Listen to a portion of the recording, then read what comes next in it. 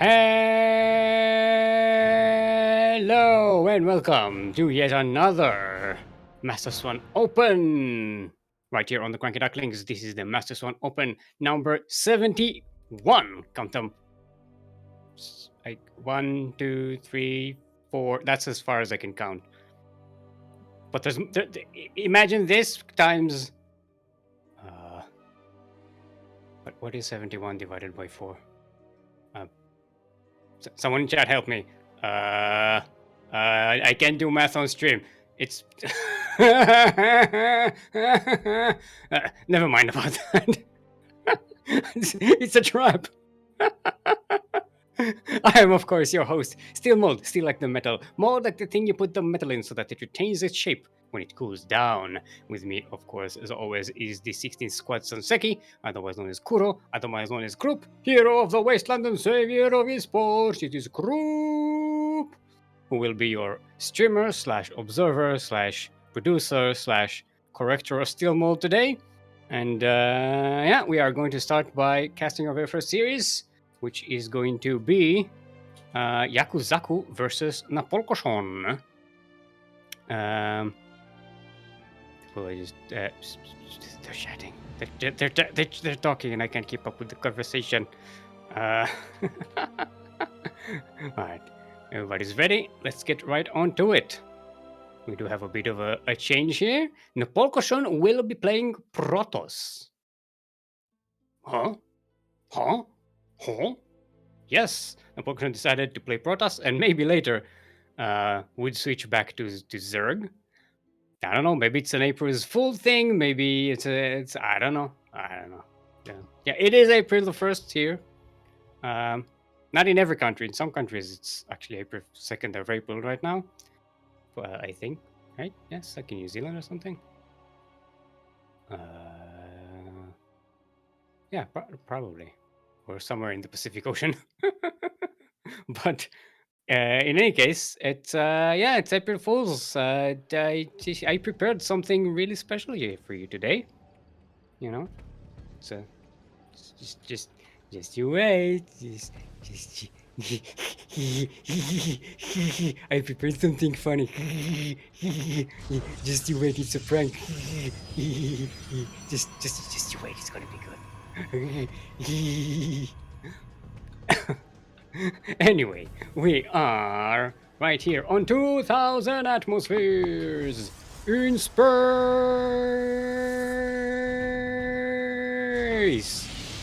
We're in the southwest corner of the map. All the way from the land of France. Playing for team GDA. It is our green Protoss. Give it up for Napolcochon. Also current reigning champion, by the way. Forgot to mention that. And in the northeast corner of the map, representing our very own clan, the CranKy Ducklings, is the imitation innovation, the Tasia from Asia, the Melt or May of MMA. He's not as funny as Bunny. He's the Terran Iagos, the one fine young Riyang, the Kelajor from Singapore, the TY Chicken Pie, the 4GG.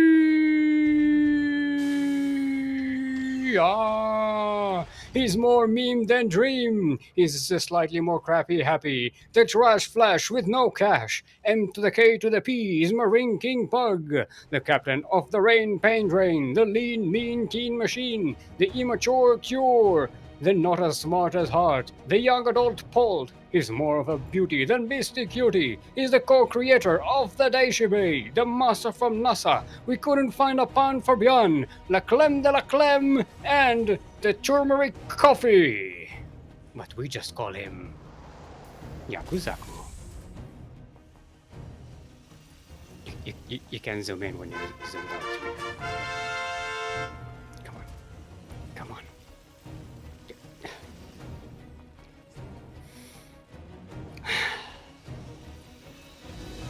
It's my turn to facepalm you, Kuro. See? Huh? How you like that? How do you like that, Kuro? Huh? Kuro always facepalms me. Now it's my turn. Yeah. Anyway, we have ourselves a little PvT here. Now, remember, Napolcochon is not used to Protoss. You usually see Napolcochon playing Zerg. That's their the strength. Their strong match. Race choice, match choice. You know. What word am I looking for here? Somebody help me. Yeah, well, Napolcochon going with Blink Stalkers. It's, I guess, something that they're comfortable with. Yaku usually wants to start with Widow Mines. A very big lover of the Widow Mine drops. Yakuzaku is. I guess it worked once and he got a lot of kills, and ever since then he's been addicted. He has to do it. Kura is saying it's been 5 minutes and I'm already out of words. I'm surprised I lasted 5 minutes, to be honest with you. It's been a rough couple of days. I haven't slept. Like, I slept last night. I didn't sleep too well though, but the night before I didn't sleep at all, so I was awake for like way over 24 hours. And then I had trouble sleeping, and then I woke up like an hour and a half before the tournament, and I just groggily got prepared. So yeah, I'm surprised my brain is even functioning. But I am here and I'm prepared and I'm ready, and we're here. It's a thing. Speaking of being here, Yakuzaku's Widow Mines are here. The Widow back. There we go. I forget about the Widow Mine drop. It looked for a second like Yaku was getting a little too busy for that. Oh, it gets spotted. It gets funarad by the stalker outside here. So Napolcochon knows that it's here. The blink. The blunks. If we're going to try and boost out of there. It might be boosting into a trap though if Yakuzaku tries to go ahead with this. Oh no, that's a lot of spiders down on the ground there. Yaku, don't do it. Don't do it. Don't do it. Don't do it. It even has a warp prism to chase this. Like the Pokemon like, no, Yaku, no, he did it blindly. He didn't blindly. Well, one Widow Mine drops, and well, a couple of them. Nice control by Napolcochon. It's not with the other one. And boom, kills the Stalker. Losing a Medivac and the Widow Mines for a Stalker and a Probe so far, so not the best of trades, but since the Widow Mines are invisible, they're gonna get another shot. Oh no, first observer is out. Never mind. Okay. That was an effort. I was about to say valiant effort, but yeah, no. After your Medivac gets spotted, you can't just boost blindly into your enemy's base and hope for the best, because they will be prepared. So far, Napolcochon playing it pretty nicely. It's a pretty good Protoss, you know? Now, to be fair, TVP is unwinnable, so Napolcochon did choose the correct race to play against Terran. So, you know, if you want to believe the narrative of the Terrans, at least, I don't know if you want to do that. Terrans tend to, exaggerate their misery, I think. All right, Napolcochon sees the Yaku being prepared there for the backdrop into the main base. He will instead reinforce and try to go for some kind of sneak attack. Maybe bring out the main forces to the main gate and then try and drop into the main base after the inevitable A move. No, it does not seem to work. Yaku still has his forces at the back base, at the back of the base. And Napolcochon sees that it's not working with the observer there. Now, it seems like Napolcochon is in trouble because, the attack didn't work, but no, Napolcochon has 3 bases. Yaku is the one who's in trouble. Yaku is bunkering on 2 bases, turtling here. Oh, and I was moving out! Oh, this is good for Napolcochon.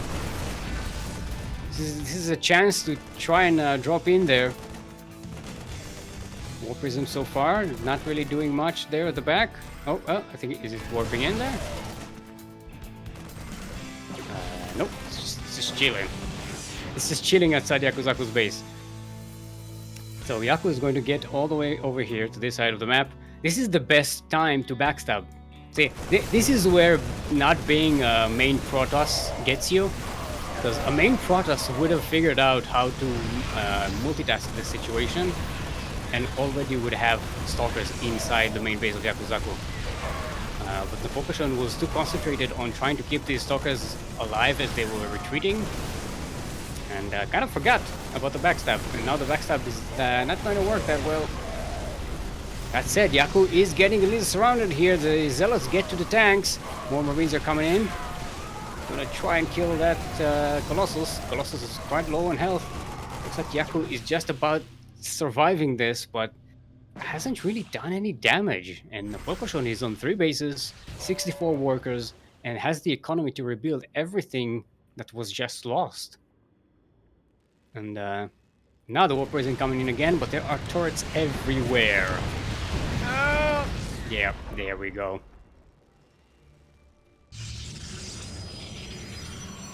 Yeah, if Napolcochon was warping in while retreating, warping in Yaku's base while retreating, this game would have been over by now.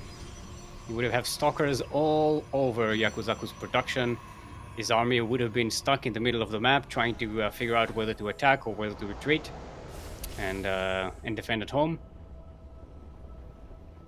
And it would have been done. That said, Yakuzaku gets to set up a third, but Napolcochon already has a 4th base on the way. They are kind of equal in terms of army supply, and Napolcochon's army isn't that beefy. The 2 Colossi are very good. Nice catch there. Gonna catch these medivacs. Both of them full of Marines. Phenomenal catch there. That spells pretty bad for Yakuzaku because that's not a good trade, and Napolcochon is already set up to have a much better trade in this game. More Colossi being made. High Templar Archives finished with the Storm on the way. This is the great AoE combo. Laser giraffes and storms. Lightning. Bring the lightning and the lasers. Attacking the 3rd base of Yaku here. I don't think Napolcochon has enough to actually overwhelm Yaku, but it's enough to push the base away, get an evacuation, make sure Yakuzaku doesn't get use of that mineral line for a while. And Yaku doesn't have the army to be moving out right now. But I guess he feels the pressure, he needs to do something. Oh, and he's catching the Colossi all alone. Gonna get one of them, but one of them survives. More stalkers are coming. With the mines are dug in. They're gonna take care of the Zealots at least. Tanks are being sieged up. The Vikings are taking care of the Colossi, but is there enough on the ground to deal with the stalkers? Doesn't look like it. There's a Widow Mines left over here, and there's no detection. So this might be a trap that will set it up, will pay off later on. Yaku doesn't get them exposed. Oh, the Widow Mines are just chasing the Did you see that Colossus? A piece of Colossus just floated into the sky.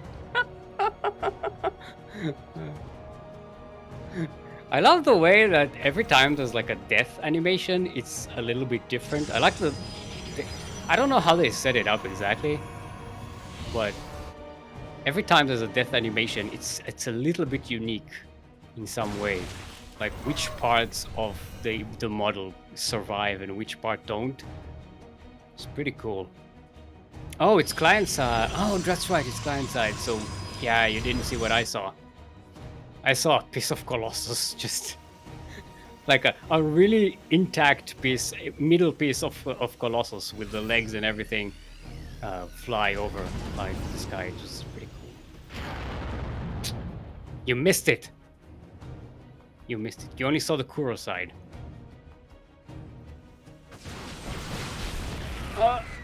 Nice catch on the medevac there. Yeah, this game is not going Yaku's way. GG is called, and Napolcochon will take game number 1, proving yet again that TVP is unwinnable. Yeah, that was a nice game. And not so tight there by Napolcochon, but I'm surprised. Napolcochon has a much tighter Protoss play than I was expecting. It's only that one little mistake of not warping in the stalkers while retreating, which is an attention thing. It's something you really need to practice as a player of any race. Where are the places where you really have to split your attention super hard and gain a lot by it? Napolcochon knows how to do this as a Zerg, right? We know Napolcochon knows how to backstab people, but as a Protoss, you kind of need to learn to do that as well. Let's see if everyone is prepared. Our next map is going to be. Where's my button? Hold on. I prepared the light, but the button is there. There it is. Blackburn. LE. Everybody's ready. Let's get to it. Sorry, I'm just setting up the button so that I can I can start the fire whenever I need it. Who is this Yaku guy? Where did he come from? Yakuzaku. The man from Ishun.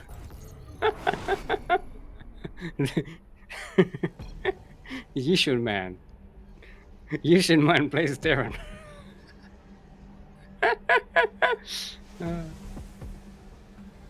Alright, everyone. Welcome to Blackburn LE. We're in the southeast corner of the map. Current reigning MSO champion, our green Protoss, all the way from the land of France, representing Team GDA. Currently up 1 in this best of 3 series. It is Napolcochon.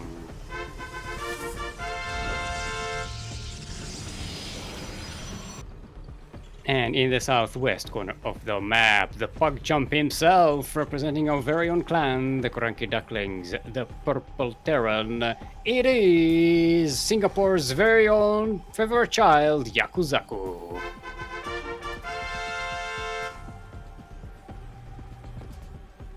So Yakuzaku used to live in Yishun, which is a neighborhood in Singapore, which is, it's like all the Florida Man memes. That's the place in Singapore. Yishun Man does this. Yishun Man does that. Yishun Man is the Florida Man of Singapore. That's basically. So yeah. No, he doesn't live there anymore. He lives somewhere else in Singapore. All the way on the other side of Singapore!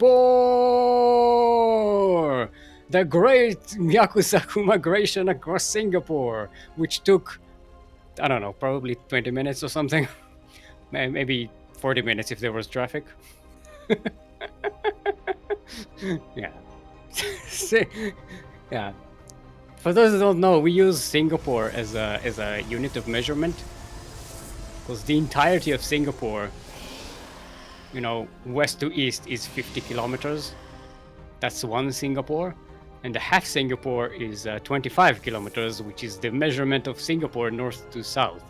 So, yeah, that's that's the extension of the territory. So that's how we explain to Yaku the sizes of things. How many Singapores is it? So if you say like you go somewhere that's 100 kilometers away, you are going 2 Singapores away. Or if it's 75 kilometers, you say it's a Singapore and a half. It's a useful measurement. Look, I come from a small country myself. Israel isn't really all that big either. But it's not as tiny as Singapore. Yeah, I understand the need for scale, for someone to explain to me scale, because when someone from Poland says, "Oh, I'm going to meet a friend who also lives in Poland," like they could be driving for like 1,000 kilometers, and they'll still be in the same, region. Or maybe no, that's an exaggeration, but Yeah, you can drive for like a couple of 100 kilometers and still be in the same county or like not municipality, like region. Yeah, it's Kuro saying Poland is around 600 700 north to south.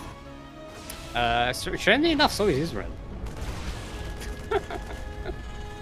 But that's just north to south. West to east is like, I think, like 75 kilometers. Alright. So we have ourselves another TVP here. This time the Napolcochon went with a Stargate opening. Yakuzaku trying to go for another Widowmine drop, but this time has Stalkers all up his business. So he's going to be a little delayed and exposed. So far, you know, if you look at the units lost tab, just to see what we haven't been talking about this entire game, Napolcochon was caught Yakuzaku's Reaper with a citizen's arrest earlier on. Now getting some value with some Marines here, sneaking in with the Oracle, not Overseer, Oracle. It's the, you know, Protoss Overseer. Catching in a few more SCVs. So far, 11 SCVs died this game, and now the first Stalker went down. So all in all, trading pretty well. Our French Protoss here is doing. Is easing.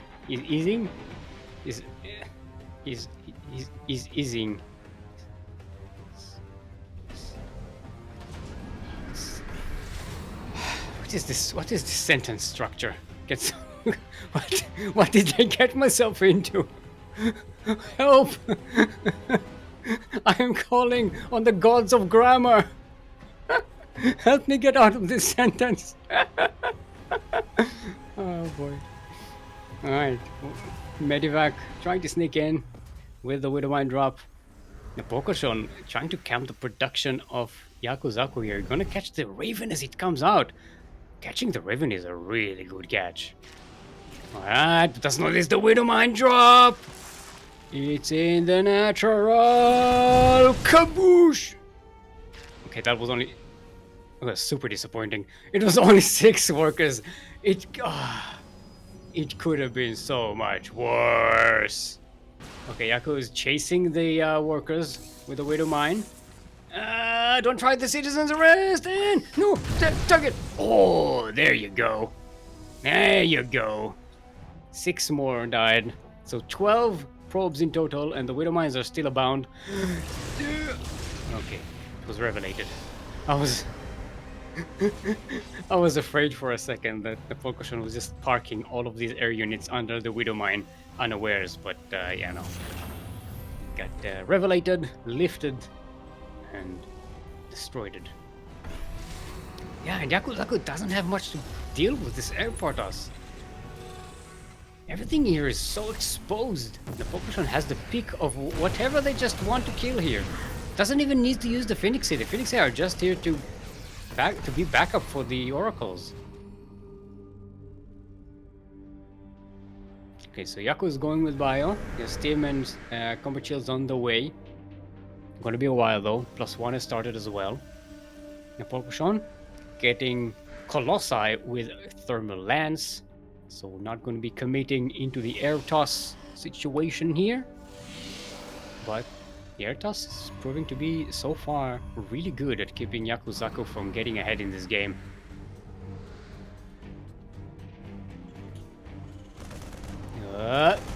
Careful, there are Widowmines there. Ooh, catching the Medivac. Very nicely done. Almost killing the Raven as well. Great catches by Napolcochon. Yeah, so far the trades in this game, in terms of resources, they're in favor of Napolcochon, but also in the way Napolcochon is keeping Yakuzaku from getting ahead. Taking out all these important units at the right time. And this Terran, this big, scary Terran 2-base push is not going to be as scary as Yakuzaku wants it to be. And it just might not work. Oh, the Widowmines get revealed. Funara Terran. Oh, nice. Done. Oh, didn't know about the other Widowmine.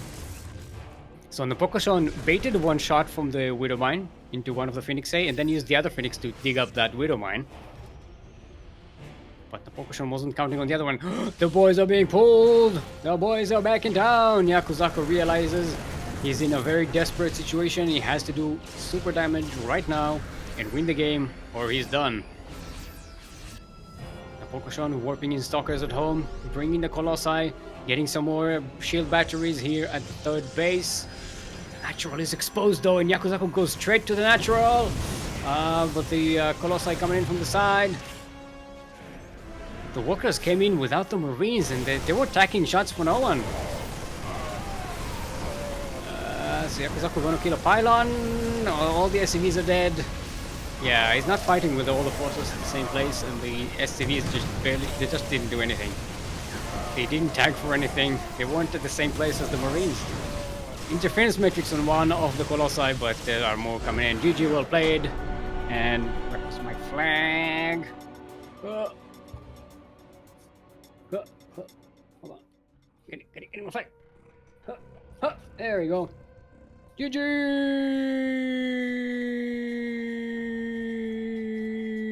Yeah! Very nicely done. And that was Protocochon. Protocochon. Protocochon.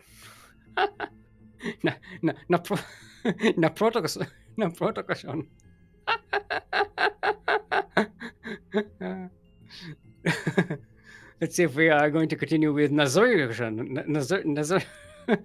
Nazarcochon. Zerpolocochon. Yakuzaku is saying, I get to continue my TVP streak. Yep. This is another point in favor of Terran, supporting the TVP unwinnable narrative. Yeah, Yaku saying, I'm at 0% TVP win rate this season. That was what he was saying before the game started, before the series started. And, you know, it proved to be true. Now, also on the bracket, we do have some returning players. We got Knock is back. KnockKnock. Who's there?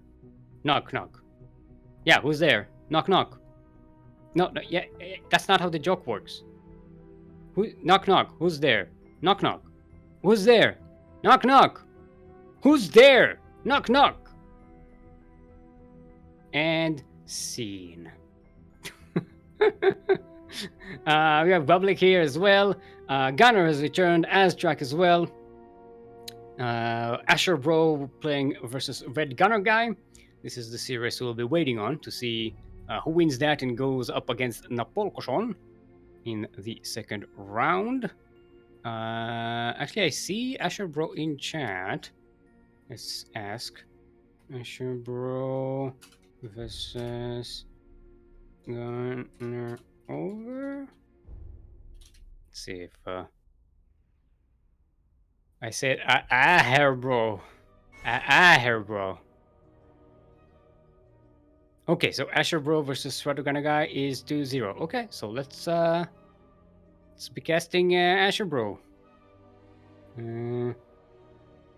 Asher.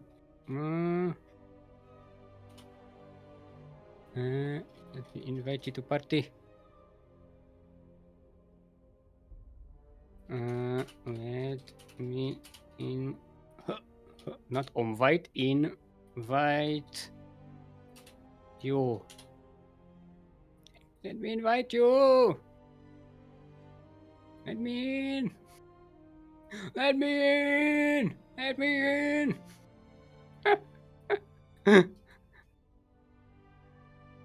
There we go. First map is going to be the Pride of Altaris. Alright, so it's also us versus EU, right? Gunner is another player. Yeah, but look, I have one hand to type with, because this hand, the other hand is like it's busy. So I'm trying to use shortcuts, okay? Let's see, US West. Let's double check, make sure everyone likes the server, because we have EU versus Australia. EU versus Oz. Let's see if let's see if Napolcochon is going to go back to Zerg versus a stronger opponent like AsherBro.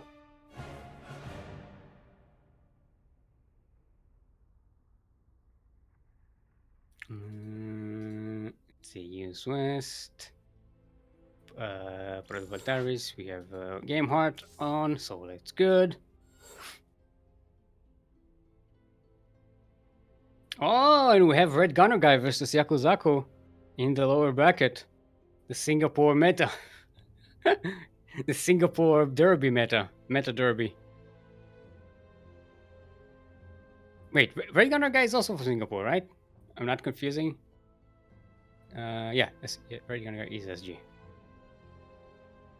Yes, I remembered something. Look, sometimes it happens. Where do you go, Napolcochon? I think Napolcochon maybe took a bit of a break.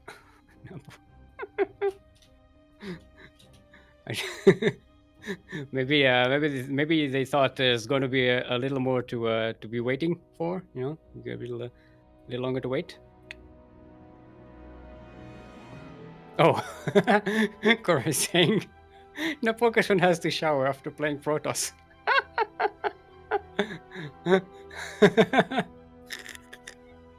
that is a great Protoss job, yeah, Cora. Thank you.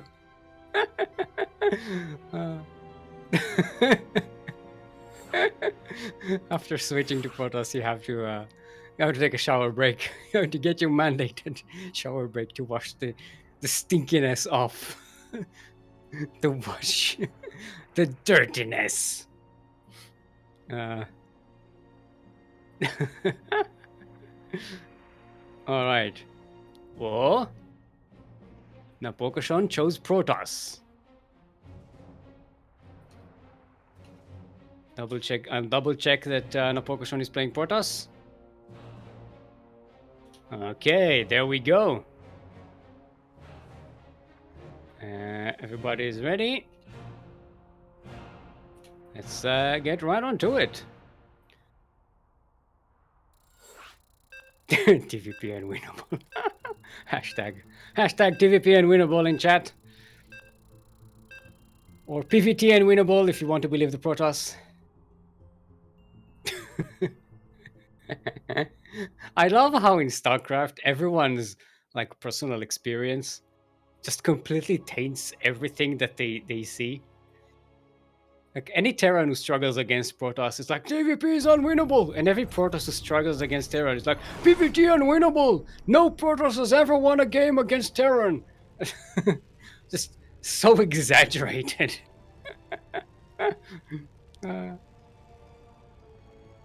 Kurp is saying I should have watched the Pylon show unit tier list.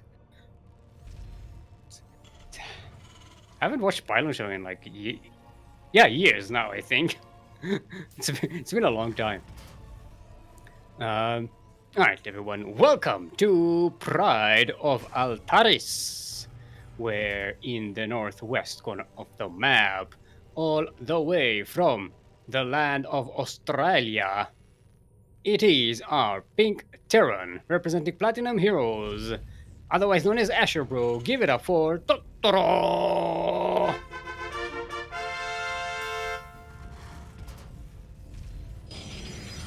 And in the southeast corner of the map, proxying out on the map, our red Protoss, representing Team GDA, current reigning MSO champion, our red Protoss from France, is Napolcochon.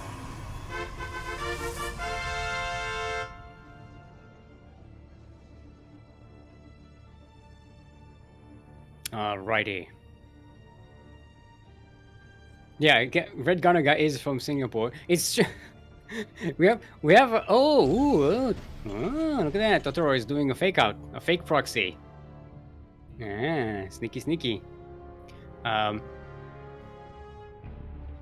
is this a? Oh, this guy. It's forged for +1. It's a zealot rush. That's the Napolcochon is setting up here. Looks it. Hold on, my graphics card is crashing every now and again. My display driver just like stops responding every now and again. I guess it's because I have so many like applications and stuff and screens open up at the same time, and it can't handle it. So yeah, you know. All right, Zealot comes in here, being annoying. Another Zealot on the way. Looks like Totoro hasn't found out the proxy location just yet. Kind of found it. So Totoro saw the pylon, but not the building. So yeah, Totoro does know where the proxy is. Now with the Reaper behind the wall, AsherBro should be really safe. There is no second command center though. Not even on the high ground. It might be that AsherBro is going to commit to be aggressive on one base here. No, there they go. There's the second command center. It's quite late, but it's also quite safe. Oh, nice! Widowmine takes out the Stalker. That is a great catch for AsherBro. That completely shuts down this attack, because not having that ranged attack ability really shuts down those zealots, even against the Reaper, once there's a wall. Alright, but the second Stalker is out. The Widowmine, he's recharged, but it's not dug in, it's not in position. Now AsherBro is a lot more trepidatious about moving in here with the Stalker. 3 Widowmines out there. Be careful. Okay, the Reaper is going to go down, but now Marines are out. Medivac, but it... the Marine is like, Medivac, heal me! And the Medivac is like, nah, too busy, mate. Too busy, mate. Got Widowmines to drop.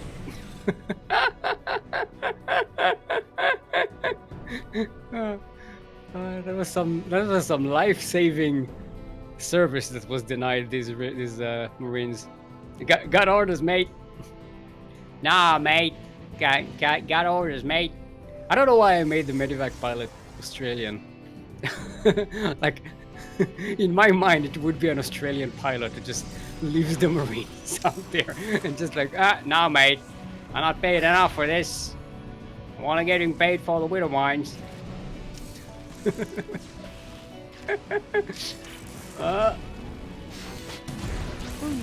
Boom.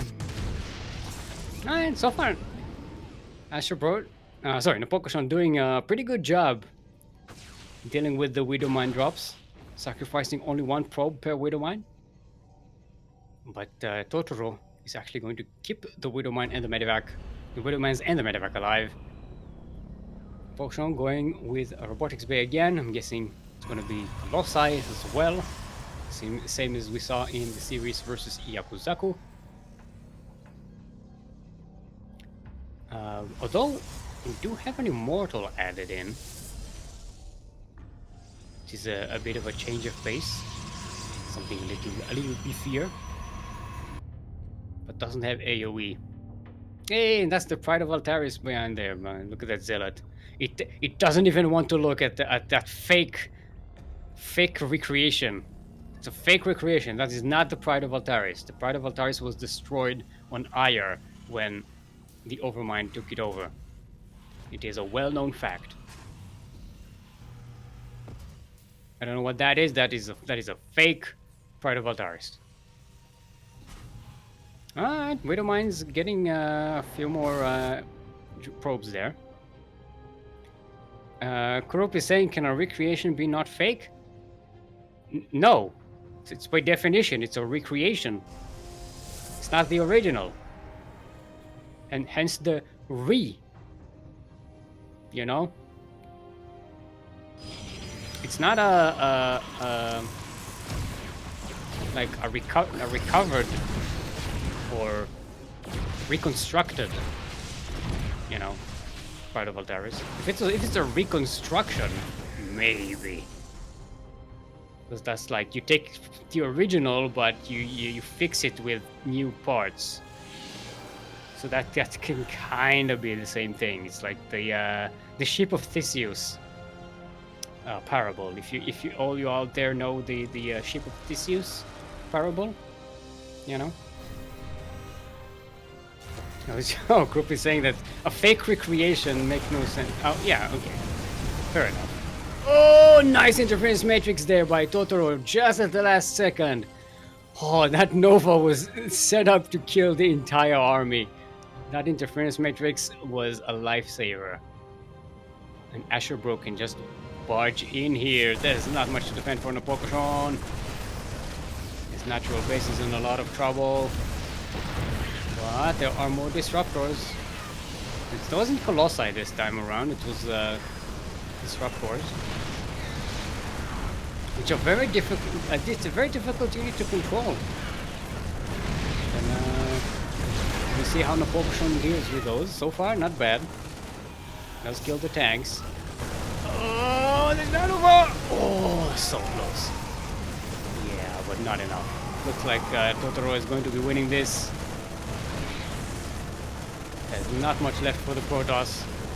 And Terran is already making units at home for another wave to follow this one. So many of these tech buildings are getting sniped. Charge is about to finish, so that might actually change the course of this fight. Gonna drop on top of the tank. That's not enough zealots. AsherBro is going to be winning based on numbers alone. Oh wait, no, charge was denied. Yeah, it was denied. I didn't notice that. I thought it survived for some reason. Because it wasn't. I thought it wasn't targeted. Ah, the Twilight was unpowered. Thank you, Krupp. Sometimes I have difficulty telling with the Protoss buildings whether they're powered or not. I shouldn't with this skin because this is the classic skin. With this, it should be good. It's the new skins that are usually the trouble for me. But they give me trouble with this one. Yeah, I have no excuse for this one other than I'm an idiot. And my brain is stupid. But, you know. should bring my brain in for a talking to. As after we relive this series, maybe. Give it a piece of our mind. Right? Get it? Give my brain a piece of my mind? It's a joke. Alright, there we go. Napolcochon conceding the game, not the series. GG's gold. And Napolcochon might be questioning that decision to play Protoss today. Remember, Napolcochon is defending a championship. Although there is a lower bracket today, so maybe it's not as dangerous. You know, there is a second chance. There are second chances today. And if Napolcochon just feels insecure about the Protoss situation, maybe just switch to Zerg. See what the next map choice is going to be. Elsewhere on the bracket, Aztrack winning 2-0 versus Gunner. Hardwire is going to be our next map. That is Napolcochon's choice. Let's make sure we have Game Heart, Western United States server. Huh. Huh.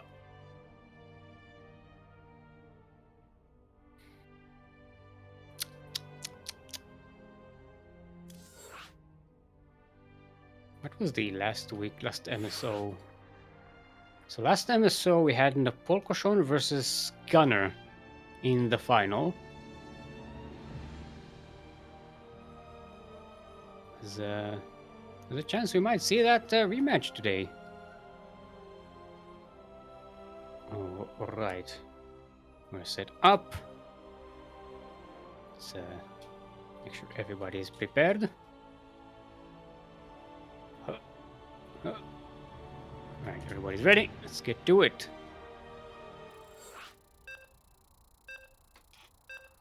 It's clicking here. Something's making a noise down there. Ah. Oh, a weird setup.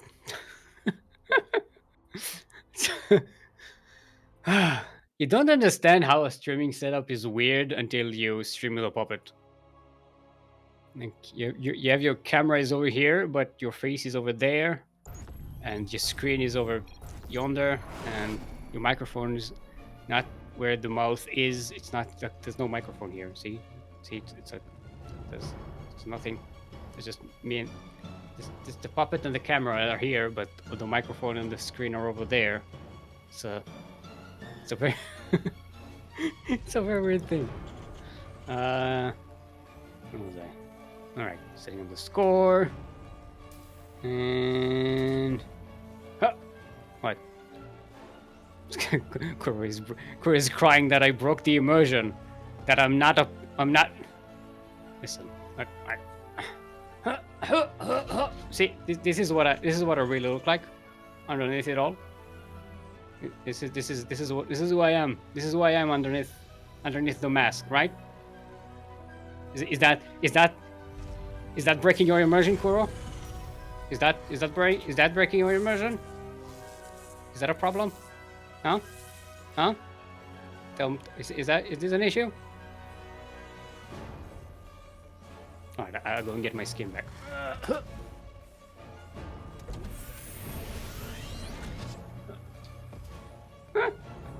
Ah, there we go. Corey saying stick is actually bald. Well, not in my hand. I'm not. Not in my hands. I am bald in my head, but not in my hands. These are the Eastern European, Middle Eastern genes that I have. I have a hairy situation, just not on my head. I also have a hairy situation as a puppet. See, I have hairs all over my mouth. So, yeah, it's a weird.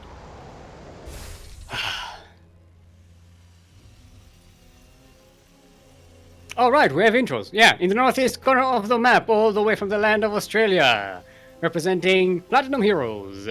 Currently up 1 in this best of 3 series. Our pink Terran is in fact Totoro, otherwise known as AsherBro.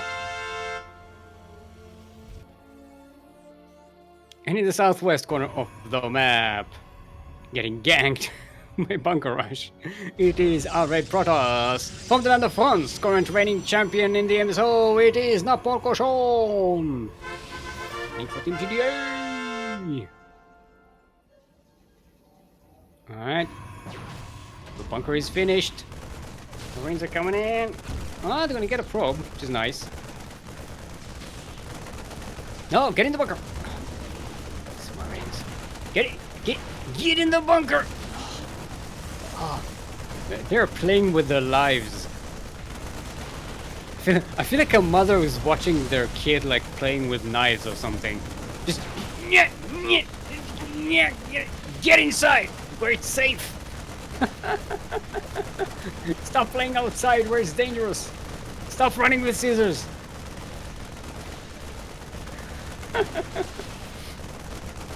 Alright.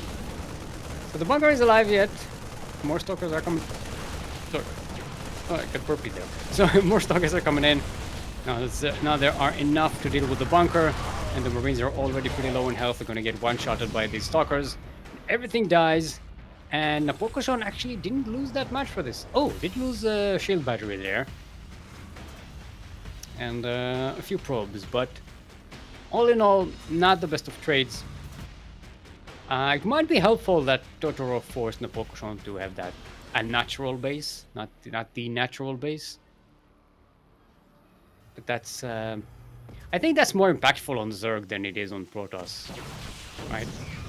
Napolcochon will probably take a third base pretty soon anyway, in the natural base, so it's not that big of a deal. There's no denial of creep spread that you get when you do it against Zerg. Yeah, it's gonna be Blink Stalkers again. That's what we saw in the games against Yaku. Okay. I'm starting with Marauders for Totoro. No concussives yet. So far, Blink and Combat Shields are the thing you...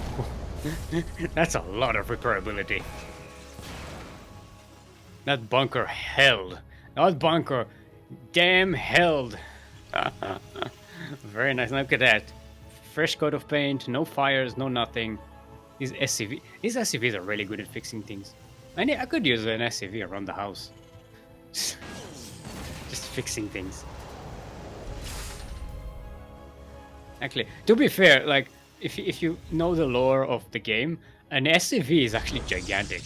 Like it's a very big thing. It's not like a marine. A marine is basically a power armor. It's the size of a big human, basically. But an SCV is, it's like a, you pilot it. It's like a Viking or something. It's like a Goliath. It's like a big mech thing. Yeah, it's a big mech unit. If you zoom in on the SCV, you can actually see the cockpit. That there's like a cockpit pilot thingy. Oh, actually, no, not in this skin. In this skin, they made it like a suit, but in Brood War, the Brood War one has a like a pilot cockpit type thing. Yeah, I forgot. In StarCraft 2, they actually made it like the size of a human, but originally it was supposed to be something gigantic, like a really big one. All right. Here comes the charge from Totoro. That was the first steam. That was just running out now. No medivacs. Every steam is important. And see what happens when you can't steam. Oh, nice catch on these workers. Gonna get at least a few kills here. All in all, a pretty good attack by our Pink Terran. Getting 11 probes, a handful of stalkers, a sentry, some shield batteries. Pretty good attack. And Totoro does have enough to defend at home against the counter attack, so this is pretty good. Pretty good so far. Yeah, you can't just bring all these stalkers in here. Not against so many Marauders, especially with the concussive shells. Yeah, nothing gonna get survived here. Medivacs are on the way to heal these units. Oh, yeah, one stalker did survive. It blanked it away.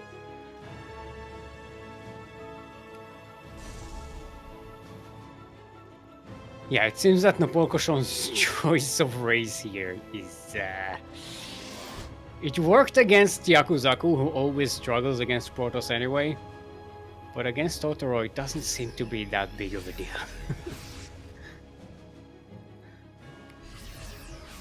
Okay, more Immortals are on the way. There's no AoE this time for Napolcochon. Charge is about to finish though. It's not going to be here in time. Zealots are going to die before the charge comes in. Immortal is going to get Funara then caught here. Bio is so powerful once you have Marauders. GG is called. And Totoro is going to win the series. GG.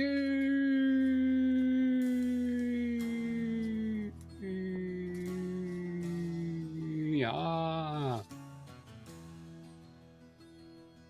There was also no shield batteries. He didn't rebuild. Yeah.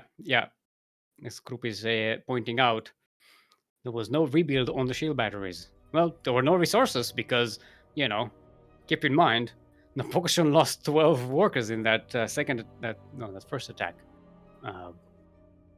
by Totoro. See, TVP is not unwinnable when the Protoss is behind.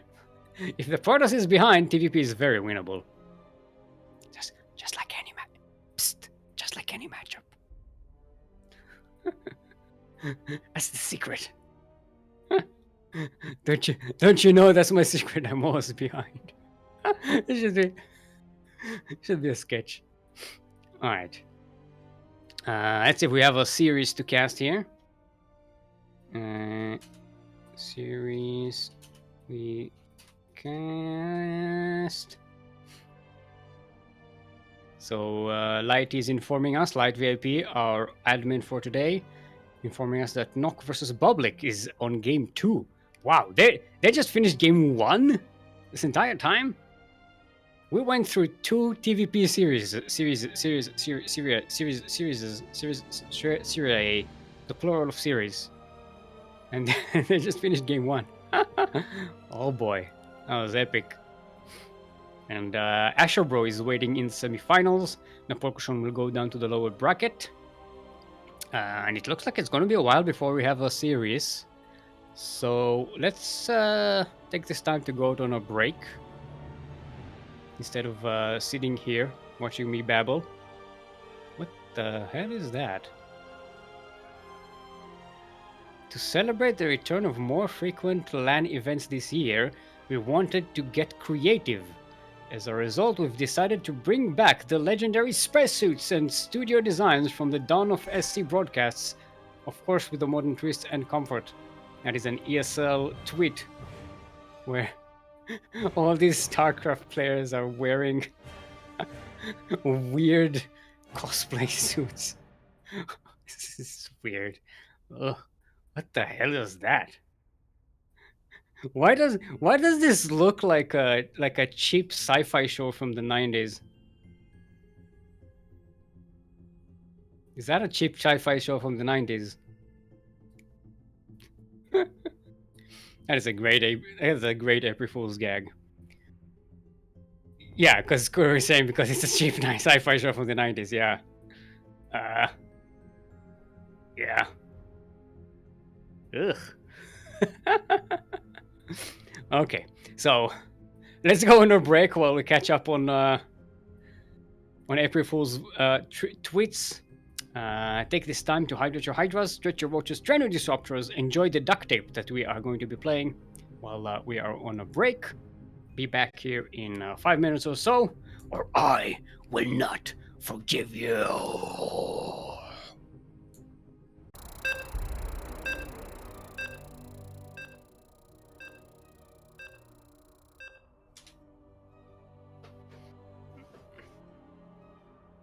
And we are back.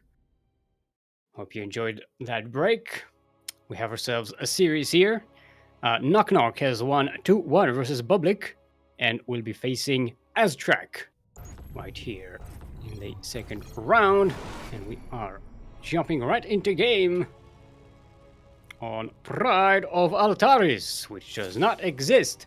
It is done. It is dead. It is a fake. Fake news. We're in the northwest corner of the map, all the way from the land of Taiwan, representing Kazumin Fan Club.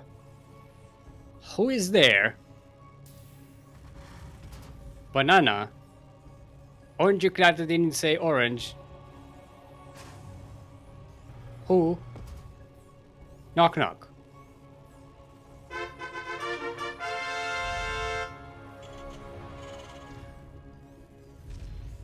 Yep, that was the intro.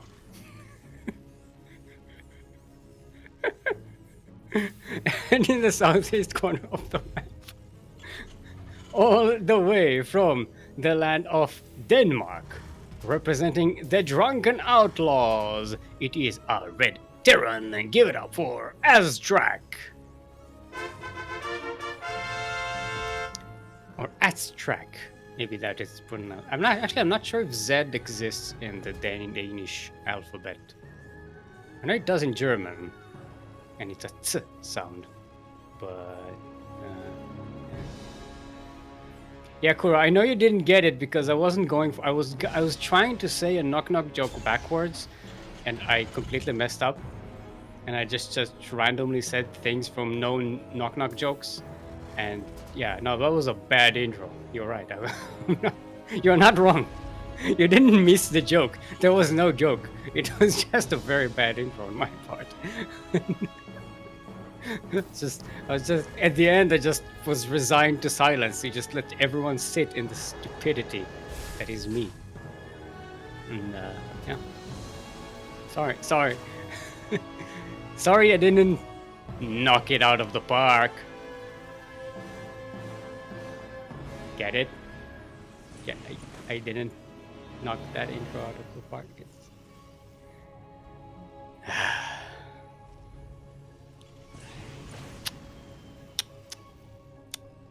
Yeah. This is look. We have a lot of TVTs ahead of us. We have Napolcochon over there in the lower bracket. But everybody else is like Gunner is Terran. Wait, no, Gunner is Protoss. Red Gunner guy is Terran. Gunner is Protoss. Bublik is Protoss 2, I believe. I want to believe. Yeah, Bublik is also Protoss. So we have basically all the Terrans are in the upper bracket. And in the lower bracket, we may have some non-Terran survivor at the end of this day. There's a chance. There's always a chance. This is where you say, no, Chance isn't playing today. Jokey jokes. Entertainment. Yeah. Ooh, nice round there on that Cyclone. Aztrack is actually going to kill a Cyclone with Aliens and Reapers.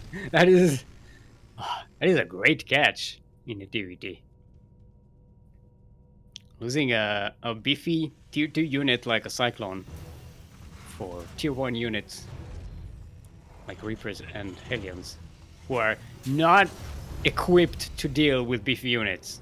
With armored units, they're not equipped for that. Oh, okay. Now the Cyclone comes out.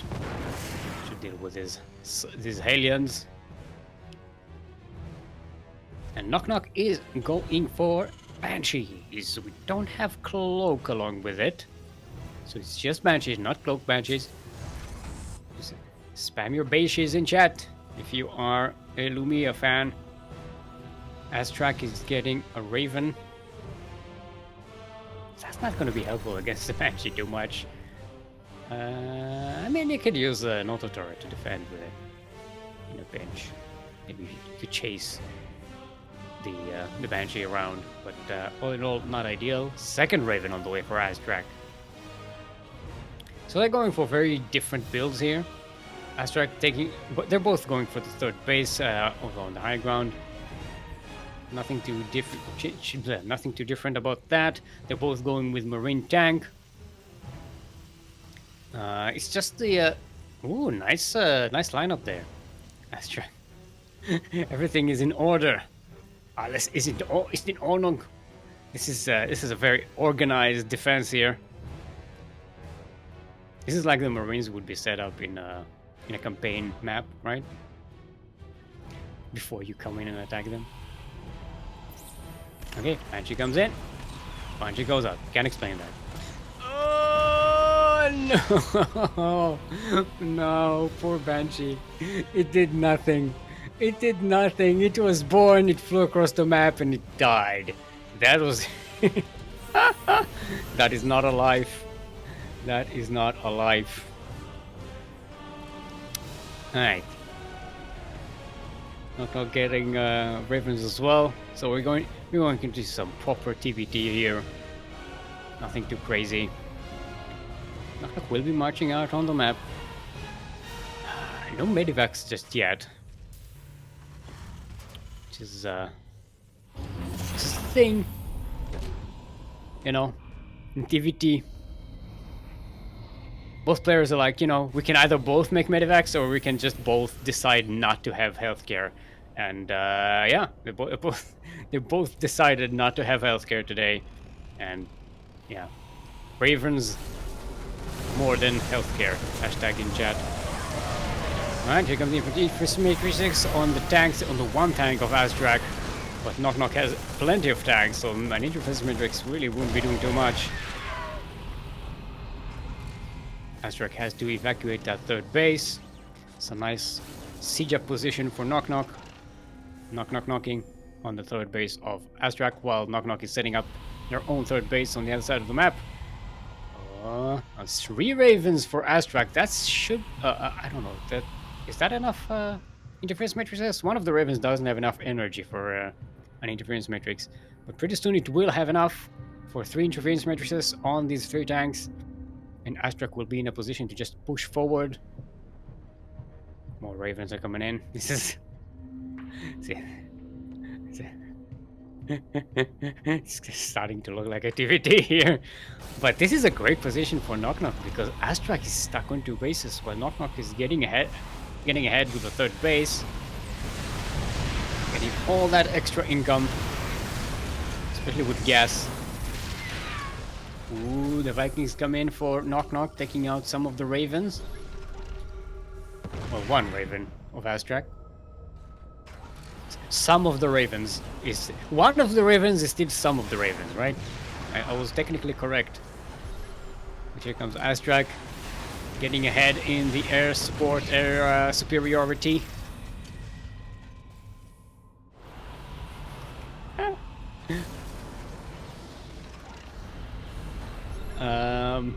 Yeah, KnockKnock really needs to get the hell out of here. This is not a position you can just stay in for a long time. Not when Aztrack has the higher vision, the air upgrade, not the air superiority is what I meant, not the upgrade. What the hell am I talking about? Oh, KnockKnock is trying to get the other 3rd of Aztrack. There's not much there to defend. This actually is a great idea. That will split Aztrack's defense here. Marines sprinting right into the mineral line. Oh, they're cleaning it up before Aztrack can even respond.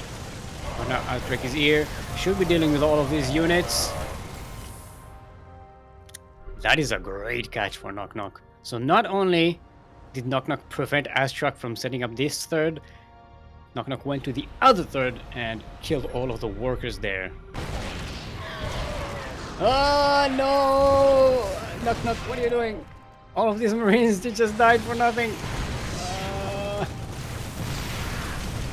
Yeah.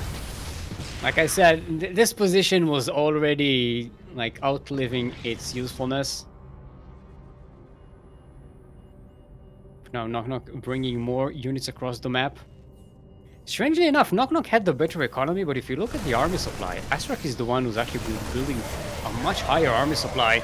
Let's see if that even comes into play here. KnockKnock knocking on this door.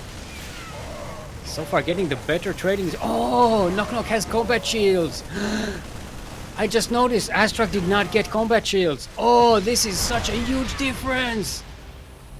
No.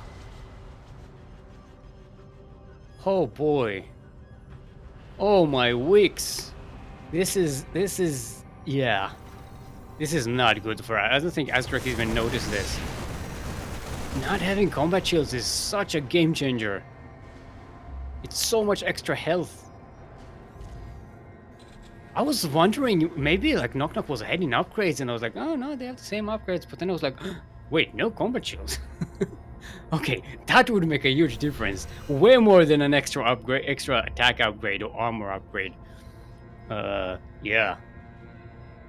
Oh boy. Aztrack still hasn't noticed yet. That said, KnockKnock is ahead in the upgrades department, as well as having extra combat shields. So all of this stack, look at how fast Aztrack's Marines are just going to disappear here. Oh wait, no, Aztrack had and Vikings. Okay, so that didn't really play into it in the end because Aztrack had the air superiority. KnockKnock just hasn't really been making Vikings. KnockKnock's air superiority is a medivac. That's the air presence that KnockKnock has right now. What 3-3 is already on the way for KnockKnock, way ahead of Aztrack, who's still just now finishing 2-2. And started combat shields. I think Aztrack just realized. Oh wait, there's something missing. What happened to my Marine skin? Did I use a different skin for this this match? No, I just forgot combat shields. Alright, Aztrack trying to sneak around here. KnockKnock is on the other side of the map. Both going to attack each other's third bases at the same time. Seems as Aztrack has much better defenses here set up. Actually, that third is a fourth. It's a planetary fortress, not an orbital command, so it's an extra defensible. While KnockKnock's third base is very vulnerable right here, especially with the Vikings in the sky chasing this floating orbital command, and it's going to die. We died at the end of the factory as well. Great attack for Aztrack, while defending pretty well at home.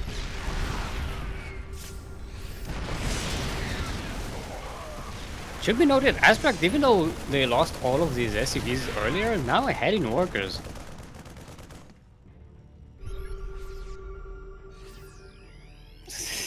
Okay, there we go. We started with TVT with the counter scans.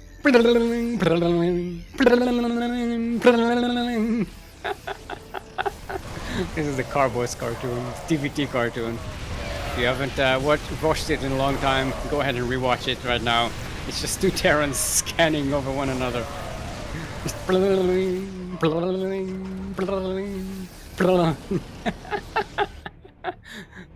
so good. I think they had like a Marine that's just sitting inside the orbital command, just pushing, like pressing the button, the scan button. Bling, bling, bling. Oh, it's so good.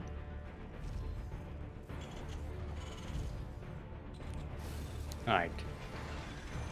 Knocking on the fourth base of Aztrack now.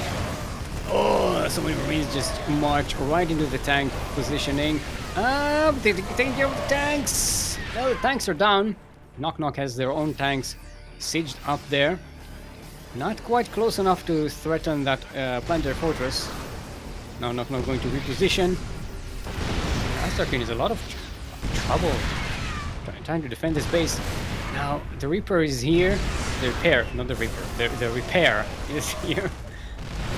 I'm trying to flank and chase these Marines away.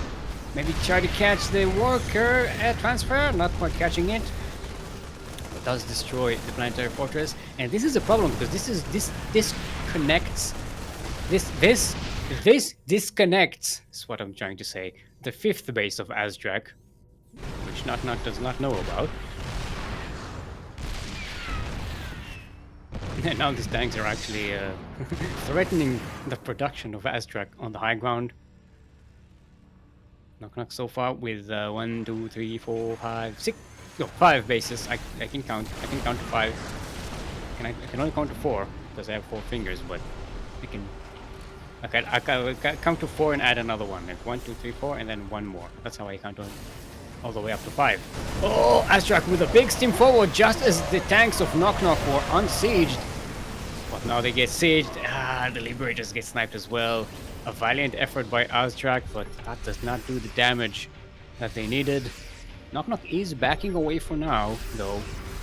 Having done the damage that they wanted to do, Aztrack is on effectively 3 bases. They have a 4th base, but it's very disconnected and unsaturated. So effectively, Aztrack is on 3 bases, KnockKnock is on 5. And look at the income advantage tab and see how the stonks are coming in. Jumping up on top of this other third. Evacuating, killing the walkers. GG is called, and KnockKnock takes the first point in this match. TVT is really not. I don't know what people hate TVT. I like casting TVT.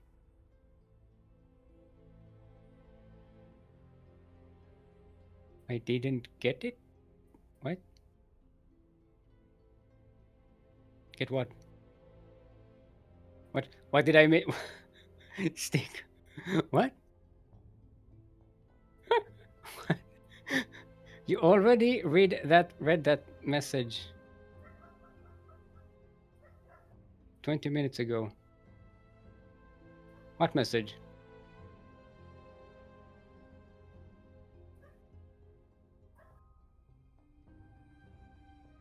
Oh, I didn't get it. Oh, no. See, I got confused because I heard a blip and then I looked around, but no, I got a message from, I think it's Gunner.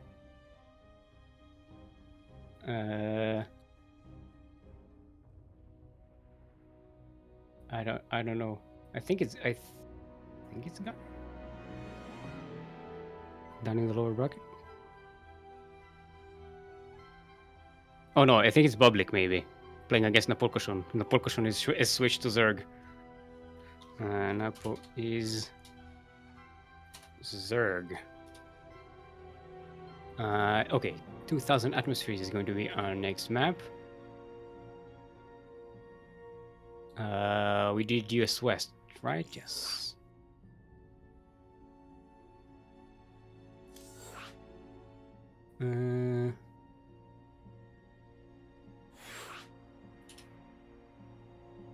All right.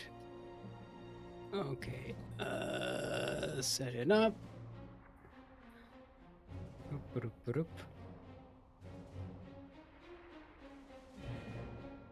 Sorry, got distracted there for a second. Everybody's prepared. Let's get right on to it. Game number 2. It's gonna be KnockKnock versus Aztrack. Hey, J-Dolph! Thank you for subscribing. 5 months. You get 5 quacks. Let's count them. Quack, quack, quack, quack, quack. See, I can count to 4 and then I count another one. And that's how I count to 5. I can't believe that dumb joke paid off. Thank you, J-Dolph, for that sub. Paying off a really stupid joke about the number of fingers the puppet has. I love this job. Except for the fact it doesn't pay. Wait, who won the first game? KnockKnock, right? This. Wrong score. There we go. All right. Kuro is just imaging your head. All right, everyone. Welcome to 2000 Atmospheres in Space.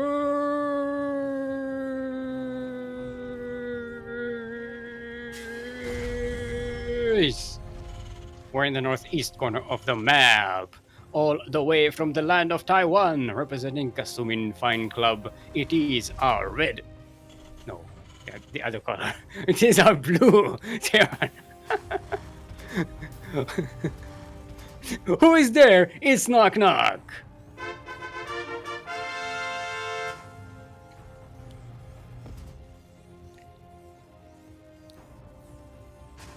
And in the southwest corner of the map, all the way from the lands of Denmark, representing the Drunken Outlaws, it is our red Terran, red, not blue, red Terran, Aztrack.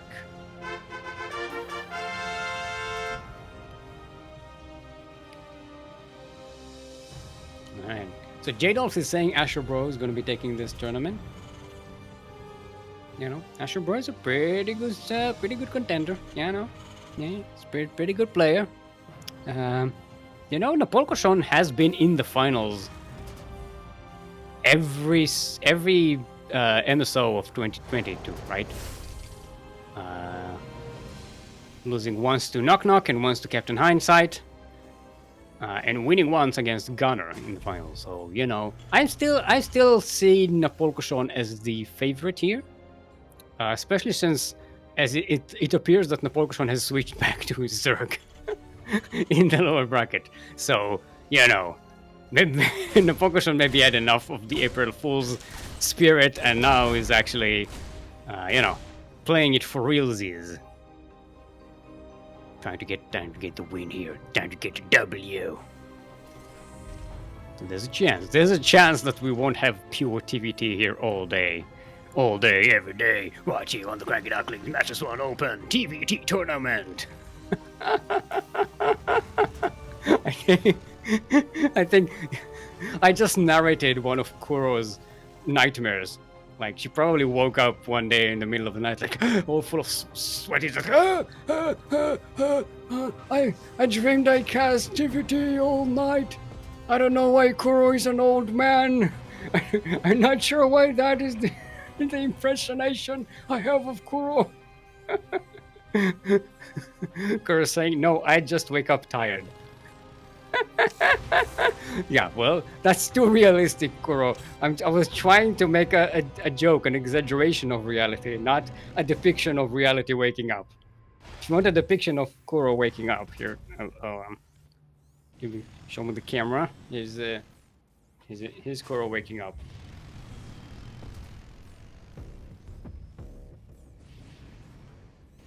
There you go. That was it.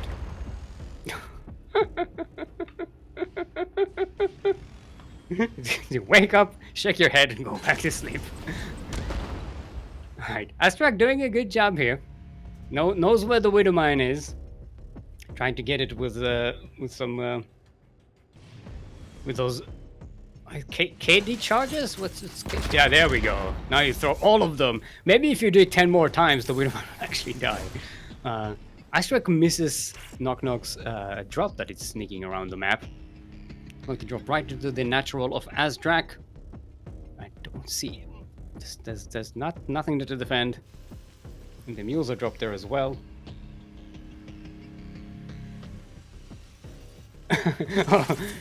Kuro saying, so you think you get old through the curse of activity? Yeah, activity makes you grow old. Look at how many years have been added to our lives, and you've only casted one DVT today. You can already hear it in my voice. Soon the dementia will set in, and we'll all just be casting one TVT forever, again and again and again. Alright, KnockKnock does take care of that cyclone. Without the cyclones, there's not much to defend here for Aztrack. It's starting to look very troublesome. Getting a delay on that third base construction as well. This is pretty nice. This is a really good job for KnockKnock. KnockKnock, who's there? A bunch of Marines and a Hellion. Yeah, you know, 6 workers, a delay on the third base, a Cyclone, a Hellion. Really great catches there by KnockKnock. A few Marines as well. A really good start for our Blue Terran. And the command... Aztrack hasn't... Oh! Okay, now it's continuing the command center. Oh, that command center was delayed for a long time. That said, KnockKnock's third command center was also quite delayed, so... You know. This is just evening things. Look at that Reaper Cliff Party. It takes so much to kill a building. Alright, but now they are in there snacking on SCVs, delaying all of this construction. We're now getting into the mineral line of the main base of KnockKnock. Who's there? A whole bunch of Reapers. A whole bunch of Reapers who? A whole bunch of Reapers killing your SCVs. Now KnockKnock is delaying that, or evacuating that natural base of Aztrack. Taking so much damage at home, the Reapers are moving to the natural base of KnockKnock right now. Interference matrix on the tanks, and KnockKnock will be able to set up a nice siege position forward here. Oh, and think of the tank! Oh, the new tank for Aztrack gonna get sniped. Looks like the Reapers have been cleaned up in KnockKnock's base. After losing 14 SCVs in total.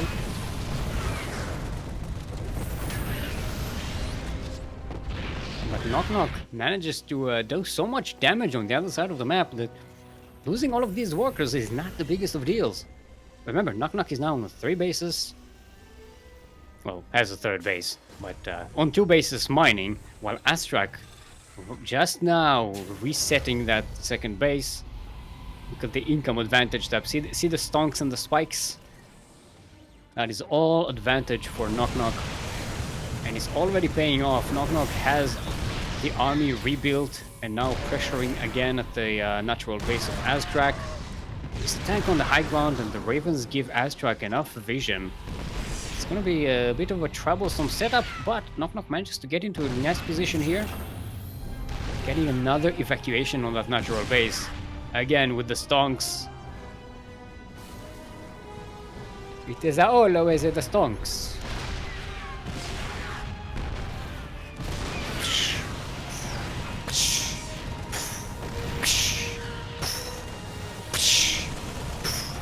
Is this the sounds of tanks trading blows?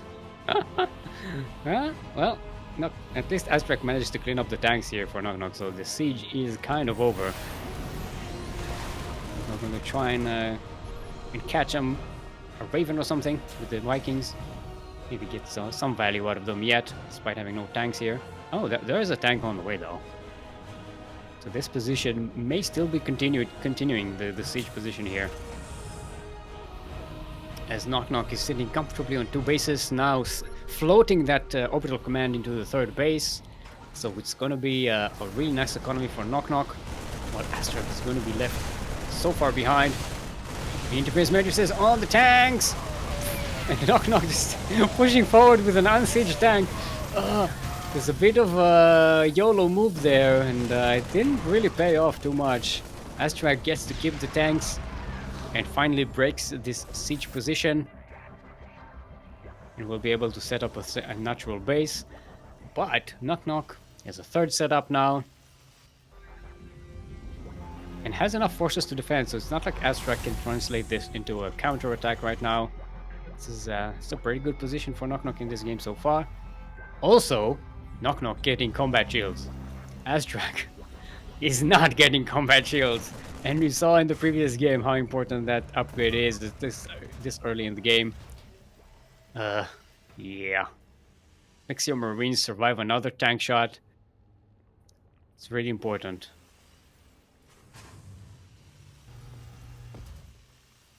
Hold on. I just remembered to drink some water. The Marines are they're just posing for an album. Yeah, they have like their DJs. See, now they're doing the back-to-back position. They're posing for an album cover. Ooh, nice flyby with these Vikings. Gonna kill all the Ravens of Aztrack. Maybe get the Medivac as well. It's the only Medivac available right now. Ooh, it does lose the Vikings. That is... I don't know if that was worth it, but at least the Ravens are out.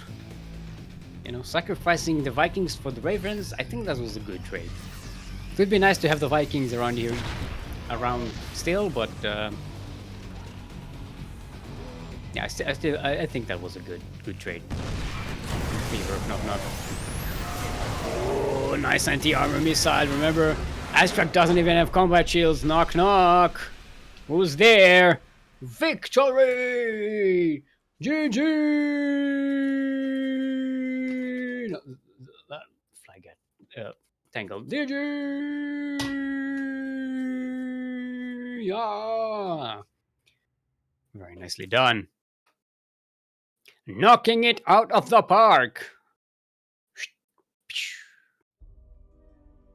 That's how I knock things out of the park. I don't have a baseball bat. I have to mime it with one hand. Give me a break here. I don't have a lot to work with. I only have one hand available. The other one is it's busy. Speaking of busy, we have AsherBro waiting for this very match. Let's get Totoro right in here. Wait, they are. Yeah, it's Taiwan versus Australia. Aztrack can be removed from party. Not kick. Aztrack, I did not kick you from the party. I gently removed you from the party. I'm sorry. I know Battle.net says that you were kicked from the party, but you were gently and kindly removed from the party, relocated to a secondary site outside the party. Gently moved with a boot. No boots were used. I'm wearing my indoor Crocs. That's what I wear inside the house. They're so comfortable. Let's see. So it's going to be SGOs, right?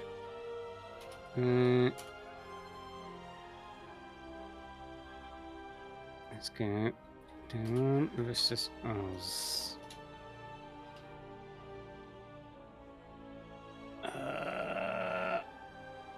That's the that's the server selection thingy.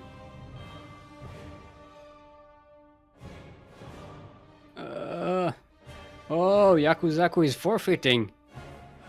He's too tired, apparently. He said the J. He added the J at the end of tired, right? He said too tired. He wrote it too tired. I didn't do that. That is Zoomer talk, not millennial talk. It's not my thing. It's not up to me. Glittering ashes.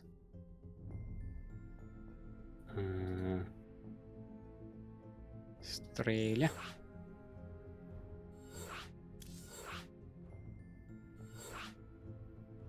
What was it? Oh, I need to open up the player tab. There we go, AsherBro. So we got ourselves another TVT ahead of us. The other hand busy doing nasty things.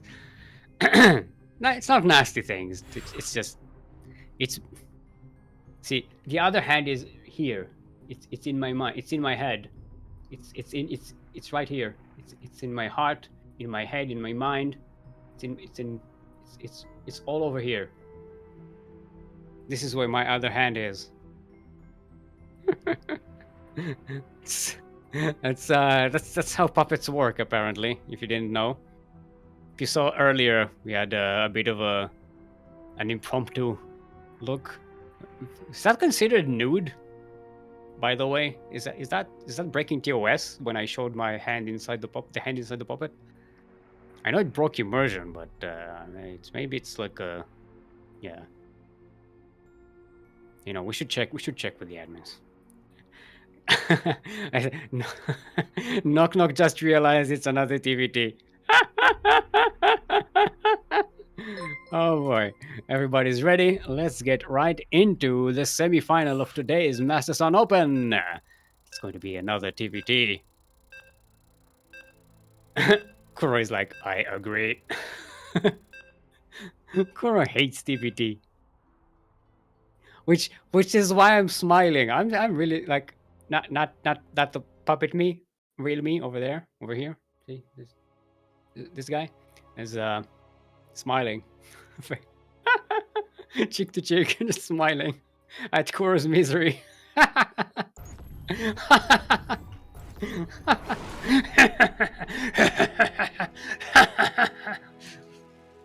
DVD.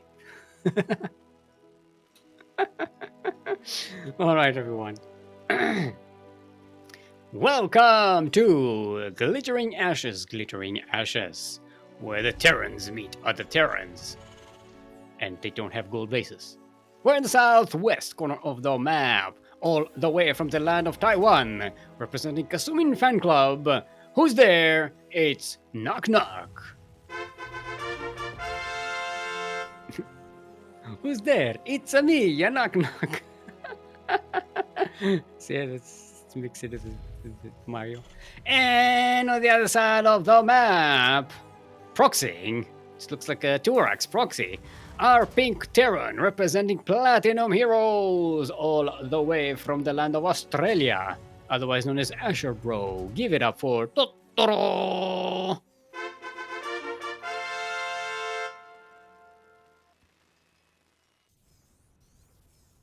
Hey, thank you, Lord Loki. There's 500 bits. Let's go, AsherBro.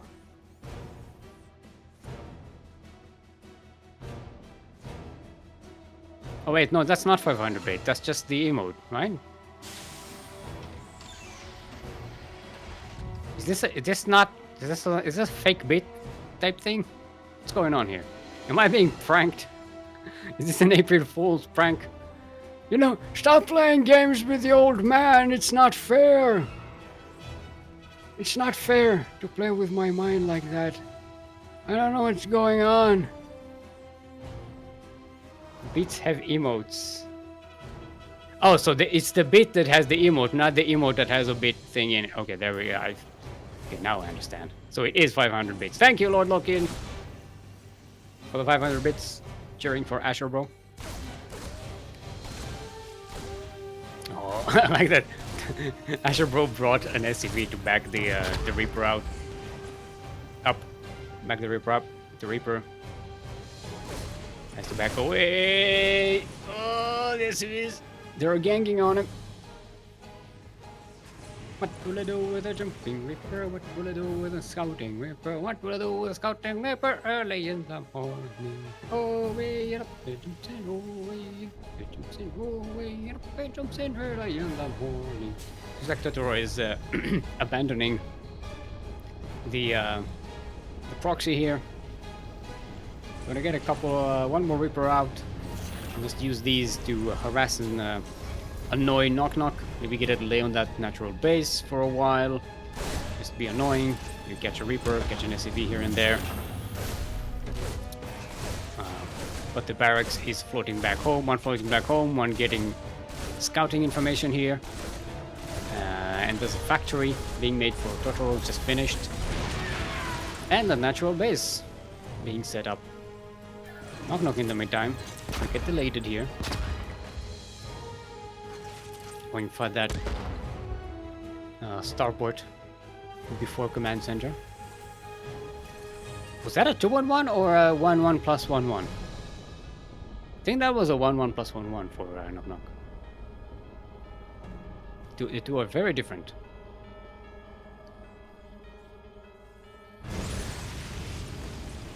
Alright, now KnockKnock gets to have the revenge here. Not killing the SCV. That's making the natural base. KnockKnock really committing to trying and break in here with the Hellions. Now that failed. Gonna finally take care of this SCV. Get it on the natural base. There's a Cyclone on the way for Totoro. Just gonna help dealing with this. Oh, this is the second nice Cyclone. There's already one. Didn't see that one.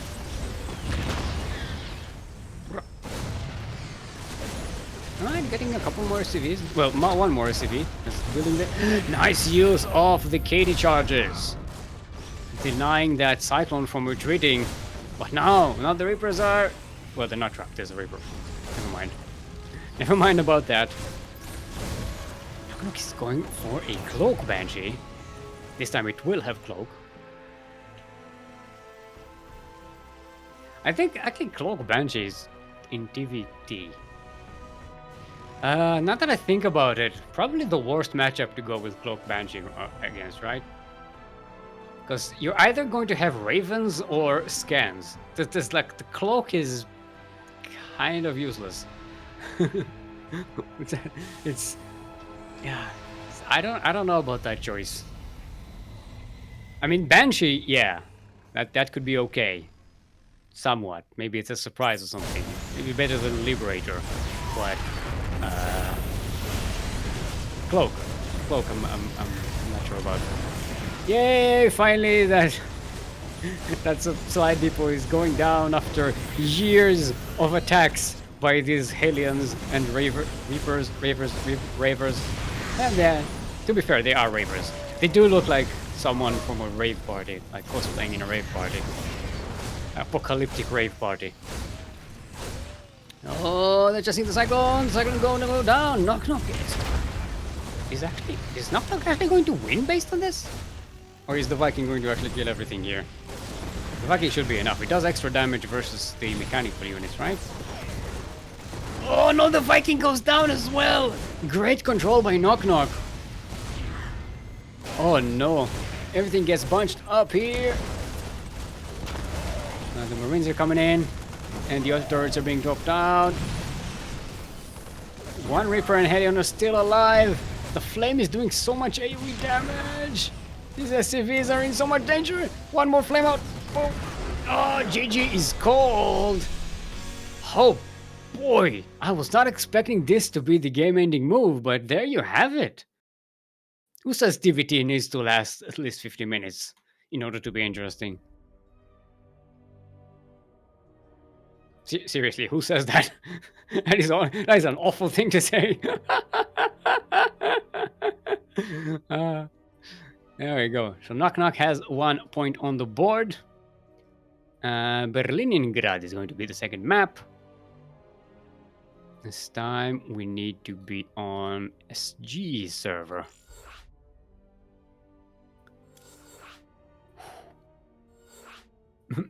Chad Proxyrax. That wasn't so much Chad Proxyrax as a Proxyrax that was okay-ish. KnockKnock took some damage from it, but recovered fantastically. Let's see if everybody's prepared.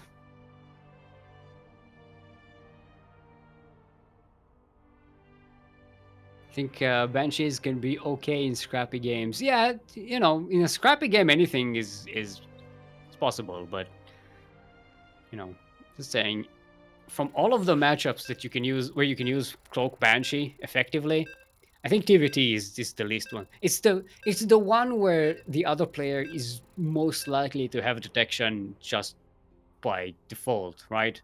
Because you usually have scans available, and you usually have ravens as well in the current meta. So, yeah, you know, and when I say current meta in TVT, like ravens, it's the past 10 years. Um, yeah, it's the detection is not huh, huh, detection is not usually a Terran fault. No, it's a, knock has a phone. So it's not a knock on the door, it's a ring on the telephone. They should change their name to ring.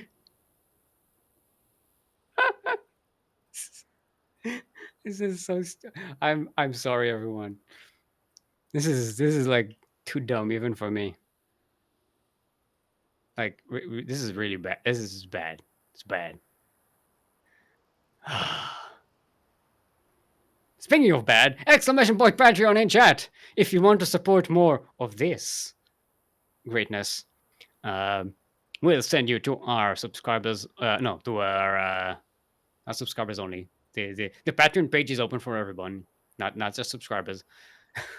Exclamation point Patreon in chat will send you to our Patreon page, and you can there choose to pledge to support the CranKy Ducklings and our many endeavors in the StarCraft 2 scene, including this.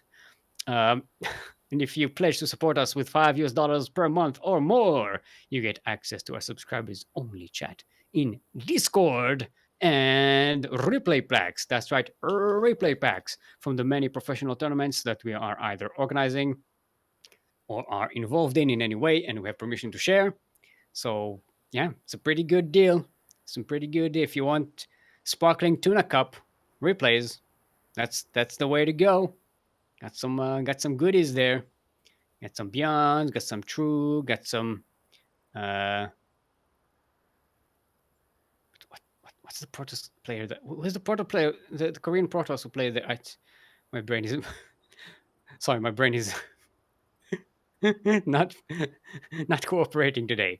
Was it Nightmare? Did not Nightmare played in was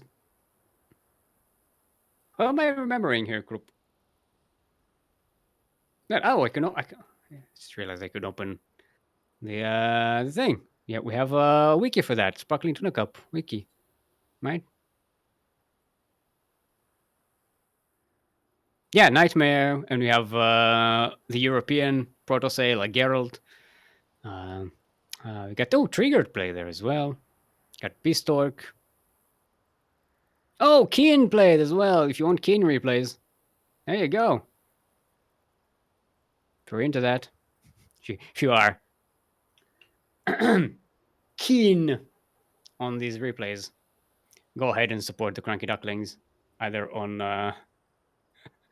either on Patreon or on right here on Twitch.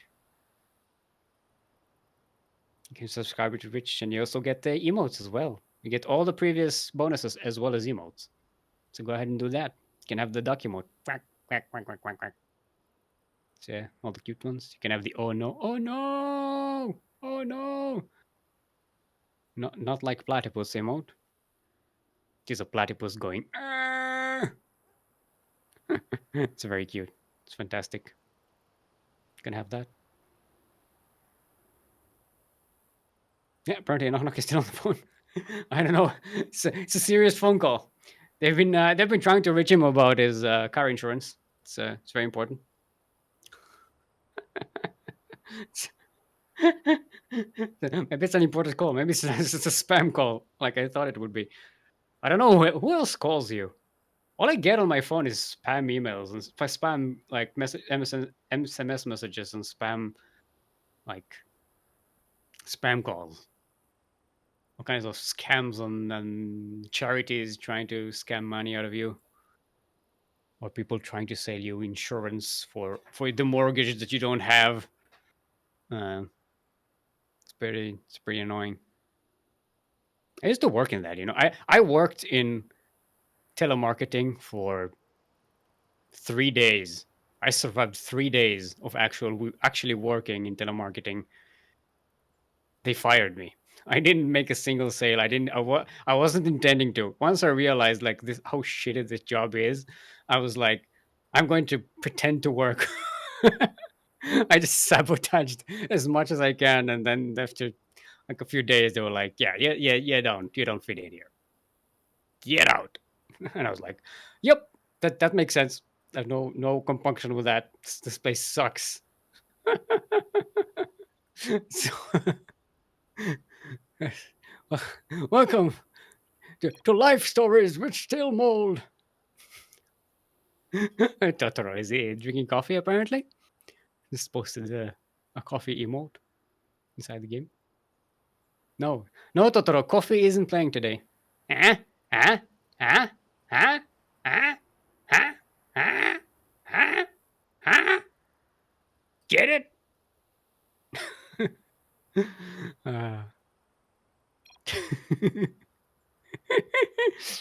All right, let's take this time to hydrate your hydras. Make sure we don't get dry vocal cords.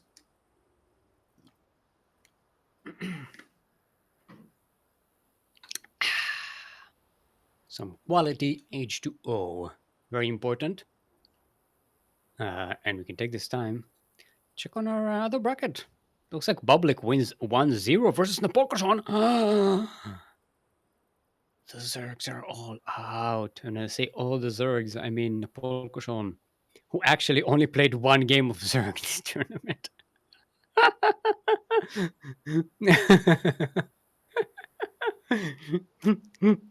Oh boy. So we have Public versus Aztrack in the lower bracket, the winner of which will be facing the loser of this semifinal series, which we are casting right here between KnockKnock and AsherBro.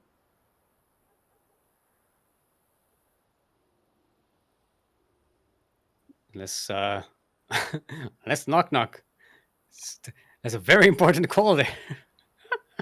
is, this, is this grandma calling to give KnockKnock DVT advice? It's like, KnockKnock, what are you doing playing DVT like that? I thought you were a good boy. Why are you playing DVT?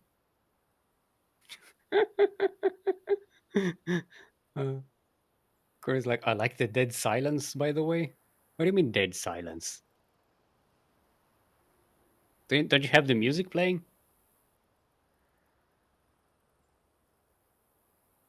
Oh, there's no music during the pause? I didn't know that.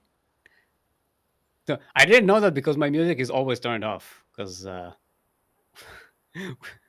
since I have a different client to Krupp, what happens is that I have different music than what is playing on stream, and when I hear the StarCraft themes, tend to hum to them, and then I end up humming tunes that the audience is not listening to, and it gets confusing and weird.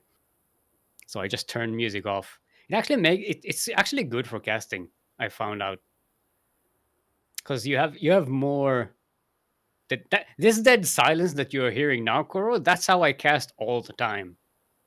Like I only have game sounds. I don't have the music because it helps me gauge how silent everything is. It makes the silence more threatening, if you will. Because as a caster, you're like, feel the silence, feel the silence, say something, say something, say something, say something, feel the silence, feel the silence, feel the silence. Ah! and then it keeps you on your toes. Yeah, light is yeah, updating. Aztrack wins 1-0 versus Public. We have only Terrans. It's TVT all the way. Welcome to Master Swan Open number 71, right here on the KranKy Ducklings. TVT all the way. TVT, yeah.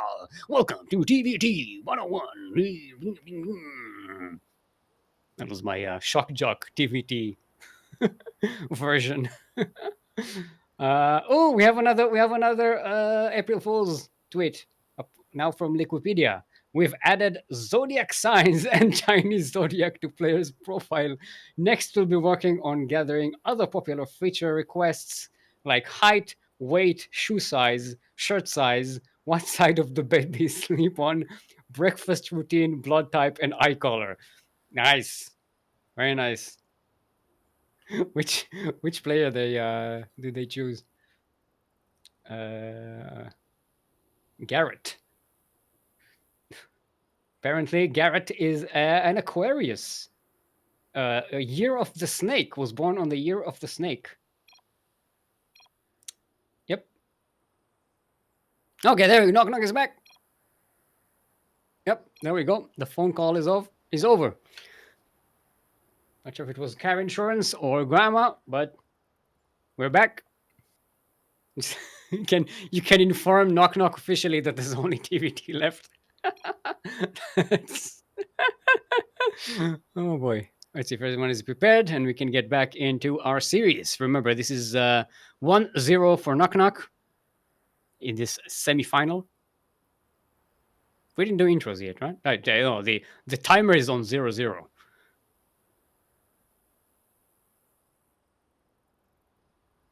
I think AsherBro now went to answer a phone call. Okay, no, Asher is ready. Let's get right into it. Game resumed. And now you can listen to music, apparently. Yay! Alright, everyone, welcome to Berliningrad, where doggos are abound. We're in the northwest corner of the map, all the way from the land of Taiwan, representing Kazumin Fan Club. Maybe it's the fan club that was calling. Oh, no. Like, with important fan club business. Maybe KnockKnock is the president of the club, I don't know. Our blue Terran. It is, in fact, KnockKnock. Oh, apparently Kura is getting a phone call now. Don't answer it.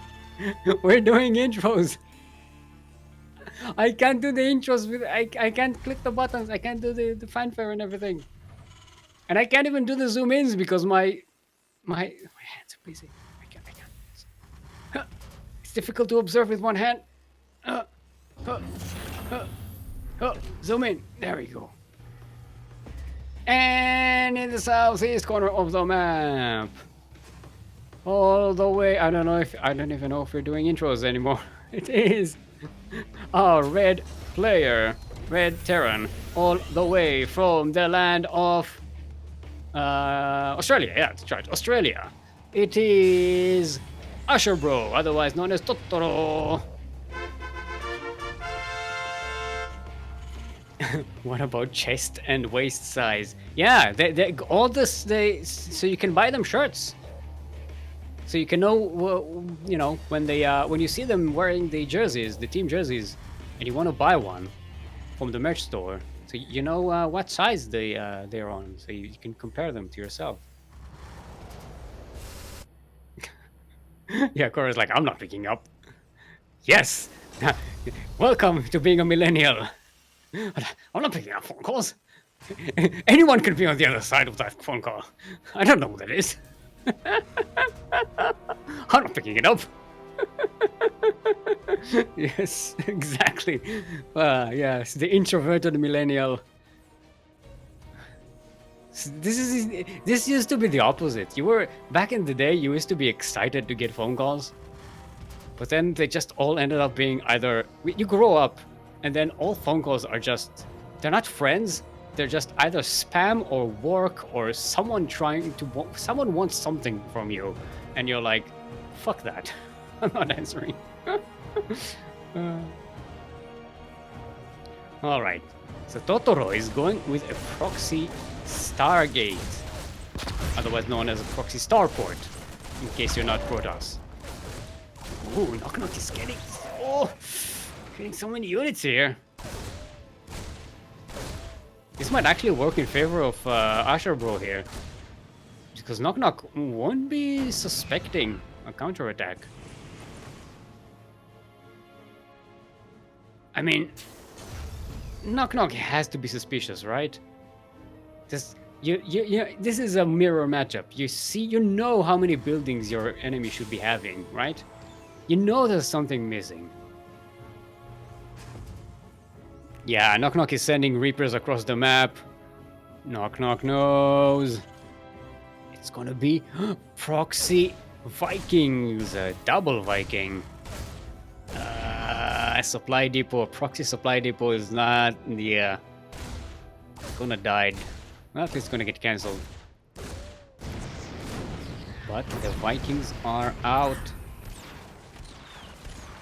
There are cyclones for KnockKnock. But if the Vikings sneak around, no, Vikings don't go and attack the cyclone. Bad idea, bad idea. Oh, they're gonna jump on them. But yeah, but the cyclones move faster. They're gonna waddle away unless the tank gets them. This is a very confusing DVD. This is all these units that don't usually attack one another are attacking one another. You know, there's a tank on the low ground, Viking on the high ground. Like, it's not a Vikings drop. I thought the Vikings would be dropping on SCVs because they do extra damage versus them.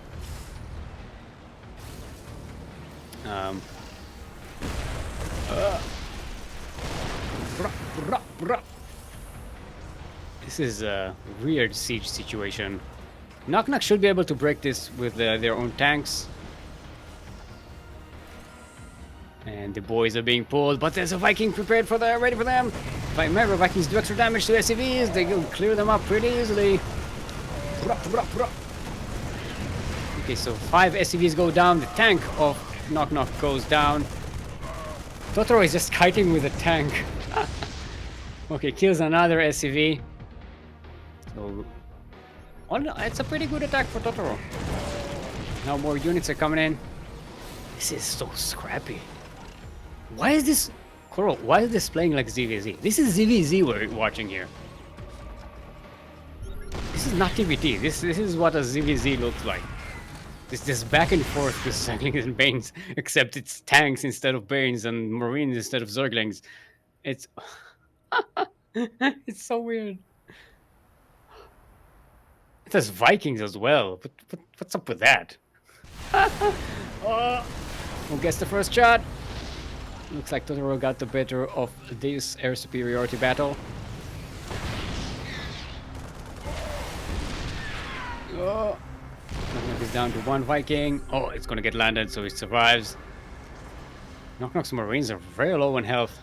There's a second Viking, second tank for AsherBro. This is how late game DVT should look like, not early game DVT. This is so cool. I love it. The tanks are just unsieging, moving an inch to the side, and then resieging again. And with the high ground vision, with the air superiority, Totoro manages to snipe a tank, but KnockKnock now has more Vikings. As in, KnockKnock has Vikings. Now Totoro brings 2 more Vikings. Gotta use the Marines to do some extra damage, because these 2 Vikings are not going to win against 3.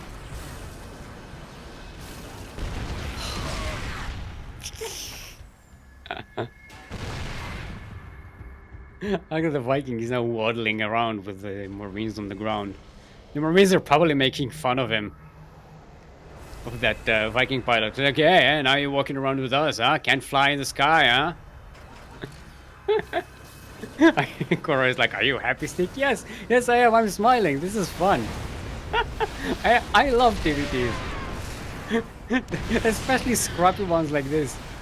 where it's all back and forth. Yeah, it's fun. I don't know why people hate this. This is great watching. I love casting this. Just one tank dies here, one tank dies there. Ooh, KnockKnock making a lot of barracks, eh? Gonna set up a huge production wave, apparently. Trying to break the siege here.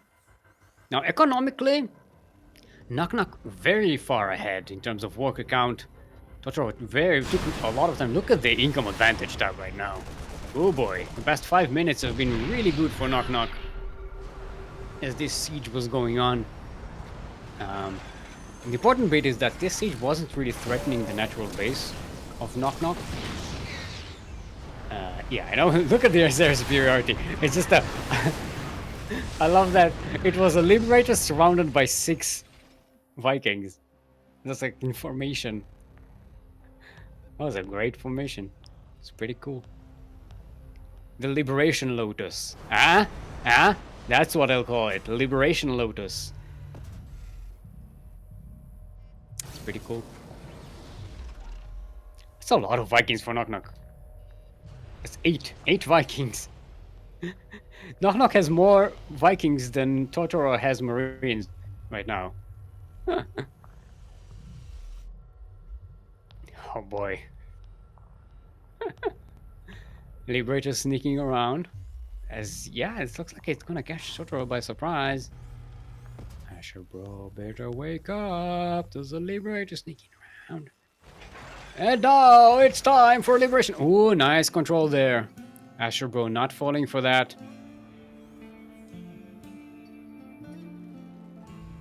Gonna need to bring some units to deal with this though. Did the proxy? Yeah, the proxy died. The starport for Totoro. And it has not been remade. There is no starport. Totoro has no starport. Oh, this is bad. This is bad. KnockKnock has a better economy, way better production. Right now, Totoro has 2 barracks A and 1 factory. KnockKnock has 5 barracks A, 2 factories, and 2 starports. This is, yeah, this is gonna be a huge wave of army units that's just going to keep on coming across the map, and Totoro doesn't even have the production to deal with it, even assuming they had the economy. Now, Totoro might buy some time here with a good setup, a good defensive setup. But look at these Vikings. There are Vikings here to intercept for Totoro, but there are too few of them. Look at how they make these SCVs disappear. That special ammunition of theirs that does extra damage to mechanical units. And now KnockKnock is knocking. He's coming in with a natural. Totoro is out of position. Oh, KnockKnock came all the way around. GG is called. And we have ourselves our first finalist of the day. So, get the flag ready. And GG. Yeah. Wow. That was a nice fun TVT. A nice fun dynamic one. See, not all TVT. Hashtag not all TVT is 50-minute games that go on forever and never end, and yeah.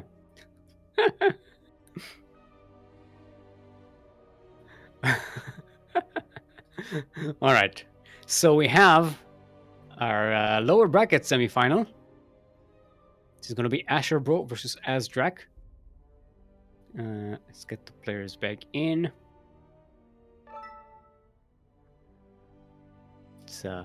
Let's gently. Oh, KnockKnock is saying it's their girlfriend. Okay. So yeah, listen, if the girlfriend calls you, yeah, that's a tough call to ignore. Now KnockKnock saying, "I will take shower. See ya." But you didn't play Protoss. KnockKnock, you played Terran. You're fine. You're clean. You are clean. You are pristine. You're angelic. You played the clean race. All right. AsherBro versus Aztrack. That's. Wait, where is Aztrack from? Denmark, right? Yes. Oh. Us versus EU. That's a rough one. Us versus EU. US West. Let's double check with everybody. Just to make sure we are all in agreement. 2000 atmospheres is going to be our next map. First map, in fact. Okay, US West. Remember, best of 3. So this is a best of 3 match. The lower bracket final, lower bracket semi-final, the other semi-final, the other final, if you will. Okay. Let's see if everybody is prepared. We can get right into it. Okay, go. I tapped GL. I was about to type GLHG. Good luck. Have game.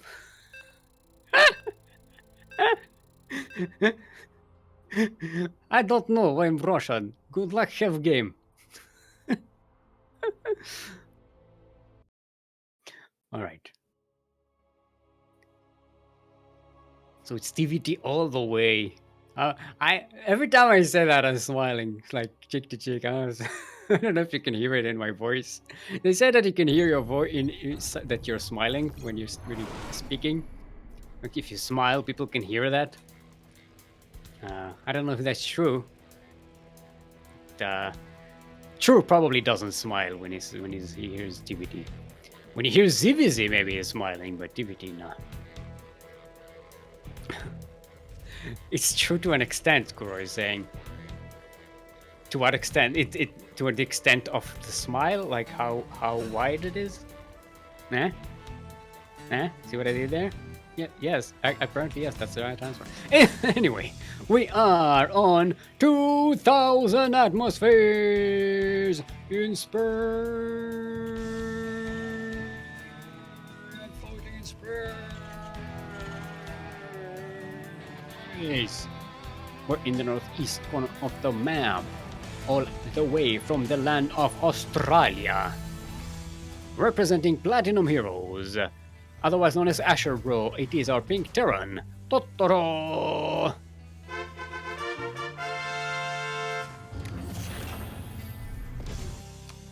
And in the southwest corner of the map, all the way from the land of Denmark, representing the Drunken Outlaws, our red Terran is in fact Aztrack.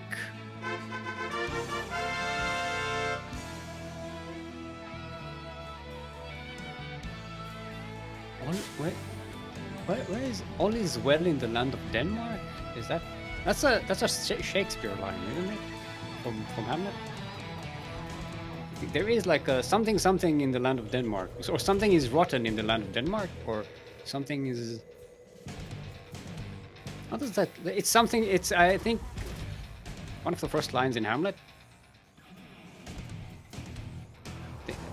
I'm not up to date on my Shakespeare. When I say up to date, I'm like 200 years late on my Shakespeare. Yeah. All right, we have ourselves a mirror opening here. Nothing too crazy. Now this is DVD. See, nothing is happening in the first, the beginning of the game. So we have time to talk about our Patreon page! Exclamation point Patreon page in chat. No, not page. Exclamation point Patreon in chat will take you to our Patreon page, where you can choose to pledge and support the CranKy Ducklings and our many endeavors in the StarCraft 2 scene. If you pledge to support with $5 per month or more, you get access to a subscribers-only chat in Discord. That also grants you access to replay packs. That's right, replay packs from the many professional tournaments that we are organizing or are involved in, and we have permission to share. Just ask Lord Loking there in chat.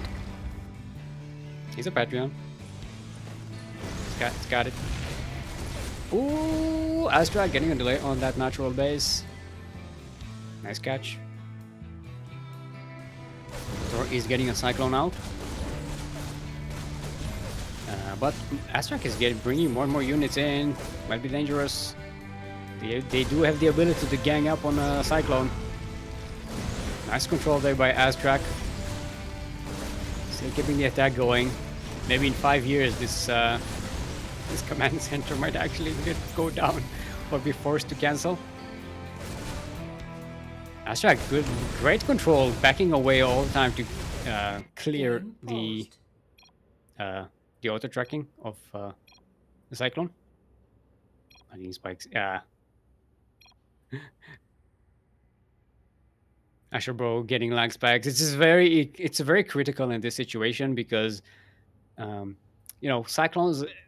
The whole thing when controlling Cyclones is getting the auto lock and then backing away just enough that you're out of range of your enemy, but still in range of the auto lock. And if you can't control that perfectly, it gets messed up. That said, the second Cyclone comes in, and that's a bit too much for Aztrack to deal with. Aztrack is getting Cyclones of their own, though. This command center is going to be so low on health. I hope Totoro takes the time to actually repair this thing.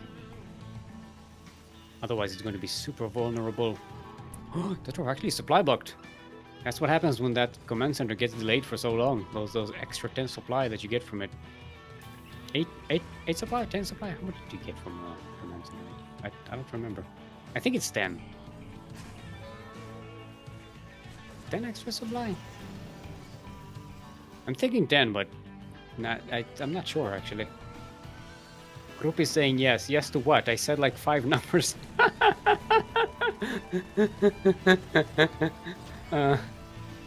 Kuro is saying I think it's 8 for hatch, so should be more for CC.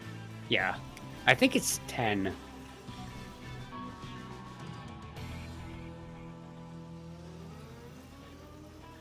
Stick, you keep reading all messages twice. Why? What do you mean?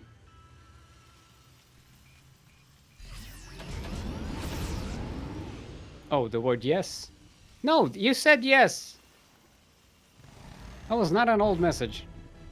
It's true to an extent was an old message. Also, they are all shown at the same timestamp, so it's not my fault. Blame Discord.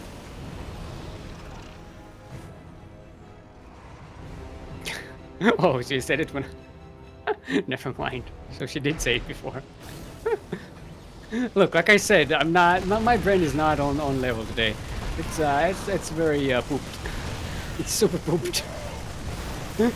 I had trouble sleeping the past week, and yeah, it's showing its signs. Speaking of showing your signs, Totoro trying to get a siege position here, but it's not quite working. Aztrack has the high ground, and as Anakin learned the hard way, when you have the high ground, you win. So I love that that penguin, not penguin, the other one. It's the other animal.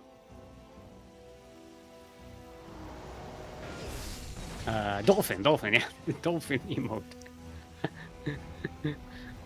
Yeah, it's pretty cool. It's cute. You know, dolphins and penguins, they're pretty much the same. Same thing, right? They're both like, one is a mammal living in water and the other is a bird that lives in water, and you know, it's same thing. Alright, Aztrack getting a siege position here. The Prince Matrix on the tank, doing a great job. The tank is actually going to get sniped. AsherBro trying to use some fancy play here with the Medivac and the Cyclone inside of it. We get a lock on one of the Ravens. Might lose the Cyclone though. Ooh, nice pickup. And see, this orbital command is already at half health because of all the damage that was done before. Might get sniped here very easily by these tanks. It's on fire, there's no repair. Okay, now it's getting evacuated. 10 SCVs went down for Totoro. This is not looking good for our pink Australian Terran.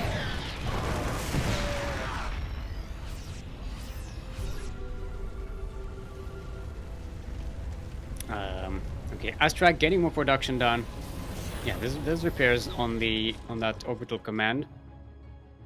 It's going to be surviving. Aztrack building a third base. Actually, wait, that's... Oh, double expanding. Is that a... Oh, the third base is already set up. Okay, there we go. So the new command center is at the front there. It's a fourth base being built by Aztrack right now. I looked at the menu app and I saw a command center being built, and I was like, wait a minute, there's too much activity in the third base for it to just be like a command center being built. That's like and there's a big blob in the wall of the natural base. Like, oh wait, it's a fourth. It's actually a fourth base being made. So all in all, pretty good for Aztrack. Almost double the worker supply. Look at the income advantage. Stonks all the way for our red Terran. Terran up tonight. Terran it up. Let's get all the Terran puns out of the way. Terran it up. Terran a ligament. Terran a page of the book. Terran the truth.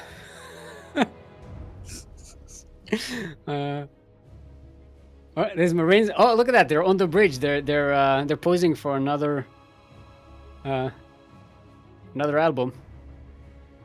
What's the name of their album in the band?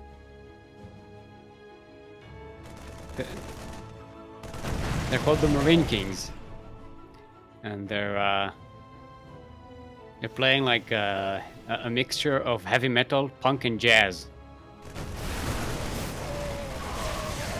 mixed with a bit of Irish folk. Why? Because I don't know. Wouldn't you like to hear that album? I would. Speaking of things you would like to hear, Totoro would like to hear these tanks stop shelling from the high ground, but yeah, they won't stop until everything is dead, or as they say today, dead. All of you Zoomers out there, dead is what you used to mean dead. When you say dead, that's used. You pronounce it dead. Those of us of older nature,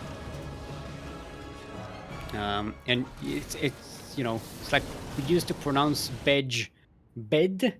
It's the same word, but without the j, without the edge, the j at the end. But then came the edgelords and added edge at the end of words. That's what they called edgelords, right? Is that right? Is that how it goes? That's how it goes, right? All right, Aztrack coming in at the back there. A lot of Vikings for Totoro, but Aztrack brings some more Vikings from the sides. And Aztrack just has way too much. GG is called. Aztrack takes game number 1. I was about to say cakes number 1 because I got confused with taking the cake. Takes the cake, takes the game, cake the game. Cora saying I could go for some cake. I could go for some cake too. I had because I woke up late and I had like a brunch. I didn't have lunch. I didn't have breakfast. I had a bagel. It's a bagel, like the bread type thing. I know it's called a bagel, but some people call it bagel, and that's how it's written. It's written bagel, so I'll say bagel. What show is it? It's been annoying me for a while now. I recall in like some kind of sitcom where one of the characters says bagel and everyone makes fun of her. I thought it was from like How I Met Your Mother, but now I think maybe it was Community. I don't remember which character and where it's from, but I think it. Yeah, I don't know. All right, it looks like AsherBro is wanting to forfeit, saying they're too tired. Tired? That's say tired. As I'm translating for the Zoomers in the crowd. It's, Totoro is tired, going to bed.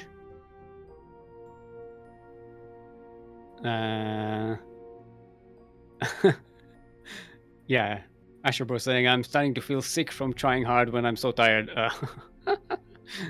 Yeah. All right. Okay. So AsherBro officially forfeits, and Aztrack will be moving to the finals. So we had a best of one lower bracket instead of best of three, and we have a final match. But before that, we shall take a short break. Gonna show you a duct tape in the meantime. Take this time to stretch your roaches, hydrate your hydras, drain your disruptors, and be back here for the final match between KnockKnock and Aztrack in 5 minutes, or I will not forgive you.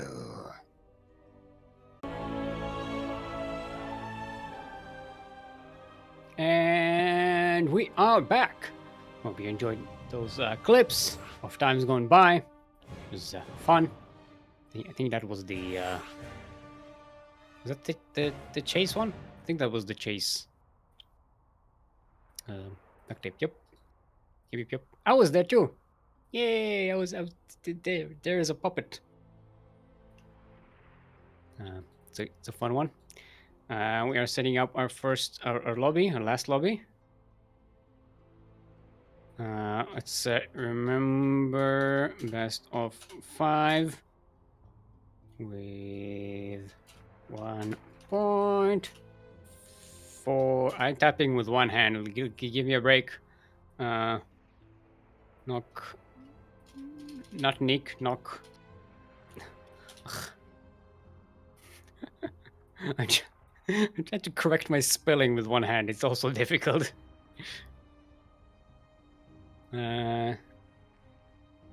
Okay. Everybody's ready. GLH F. Good luck, Hev. Fun. Let's get right into it. It's the final match of today's Master Swan Open, the number 71. What time is it? It's oh no, it's 4. So it's 3 hours? That can't be right. We've been casting for 3 hours? That looks suspicious. Yep, it is. Oh boy. That's feels a lot shorter than that. That went by much faster than I expected. And look, it was mostly TVTs. And judging by the last series between these two, this one might last a long time either, says the caster, and cursing this entire series. Welcome everyone to the final match of today's Master Swan Open, the number 71, as we are on Berlingrad. Thank you for that hard spray, KnockKnock. In the southeast corner of the map, all the way from the land of Taiwan, representing, hold on, I had it here, Kasumin Fan Club. It is our blue Terran, currently up 1 in this best of 5 match. It's KnockKnock. That's who's there. And in the northwest corner of the map, all the way from the land of Denmark, representing, I had it here somewhere, I swear. Oh, they don't have a team. It is our red Terran. Give it up for Aztrack. Oh, the Drunken Outlaws. Yeah, there we go. Sorry. I looked at the wrong place on the list. Yeah, the Drunken Outlaws. Okay, I can observe for a second. See all the interesting things happening in the TVT. There's a command center being turned into an orbital command. There is also a command center being turned into an orbital command. Yeah, there's a factory. Oh, look at that. So good. Zoom in, zoom in out. Look at that. Look at that. Look at that heart spray. Look, I don't have much to talk about, and I'm now I need to also zoom in on the. Ooh, the doggo! Look at the doggo!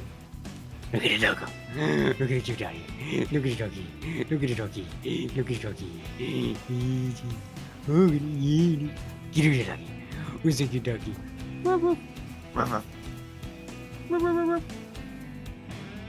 Cute doggy! Look, he's so excited! He's wiggling his tail! Ah!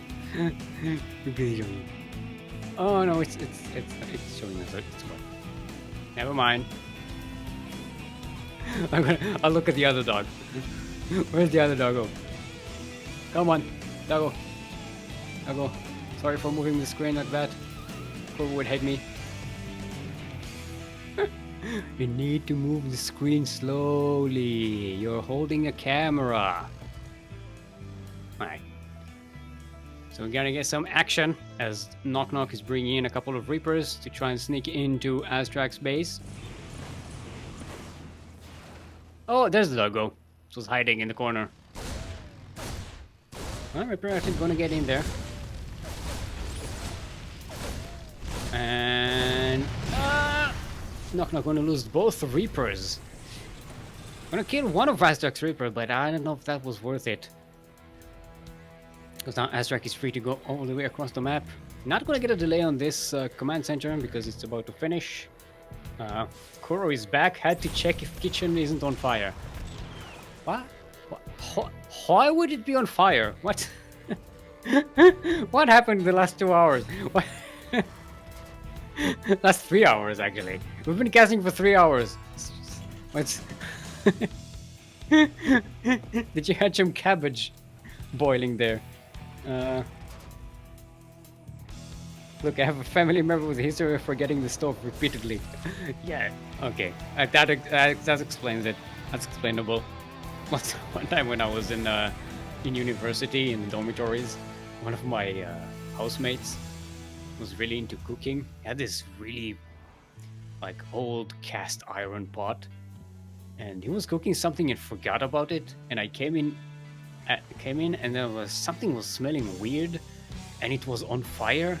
Like, it wasn't on fire, it was on the stove, and the stove was on, and the whole thing was just dry and super heated, like a heated metal, you know, when it just flings and pings and stuff, and everything inside it was super dry. And I was like, oh, what the fuck do I do with this? I was about to pour some water on it to cool it down, and then I was like, no, that was a bad idea. If I do this, the water is going to evaporate and spray all over the place and maybe blind me or something. And like, no, let's just put it aside and let it cool down. And meantime, find the other guy and tell him, dude, you forgot something on the stove and almost burned down the house. Yeah. So I can relate, group, to that situation. All right. KnockKnock pushing out here. Oh, and also going for a Banshee attack. This is a bit sneaking around. But the north, the dog will find it. Dog will...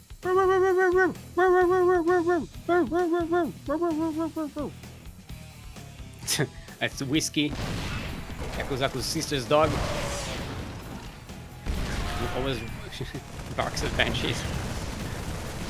This is a nice distraction here at the front by KnockKnock. The Banshee is sneaking in.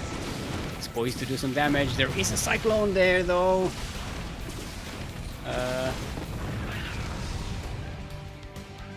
Okay, that was not as exciting as I had hoped it would be. Killing 2 workers, but losing not the Viking, the other one. Banshee, yeah, there we go. It's a word I said 5 times in the last minute. Why did I forget it? Because my brain is an idiot, that's why. But this is not the best opening for KnockKnock so far, but Interference Matrix on the tank. Oh, but the Marines are still focusing the auto turrets, so the tank is going to survive. KnockKnock in the meantime did reposition the tanks, but now they are even more exposed to Aztrack, and this ends the siege right here. It's not really doing too much. Let's look at the unit's loss tab and try to analyze what the hell was going on back there. Yeah, KnockKnock so far not trading as well. They're trading quite badly. Losing a lot of gas-heavy units in this game so far. A lot more than Aztrack. And really not doing the damage. That said, KnockKnock is sitting on a third base right now, while Aztrack hasn't expanded yet. So KnockKnock will have a chance to maybe catch Aztrack as they're expanding and delay that third and get ahead in that respect. Keep the economical advantage for longer, and then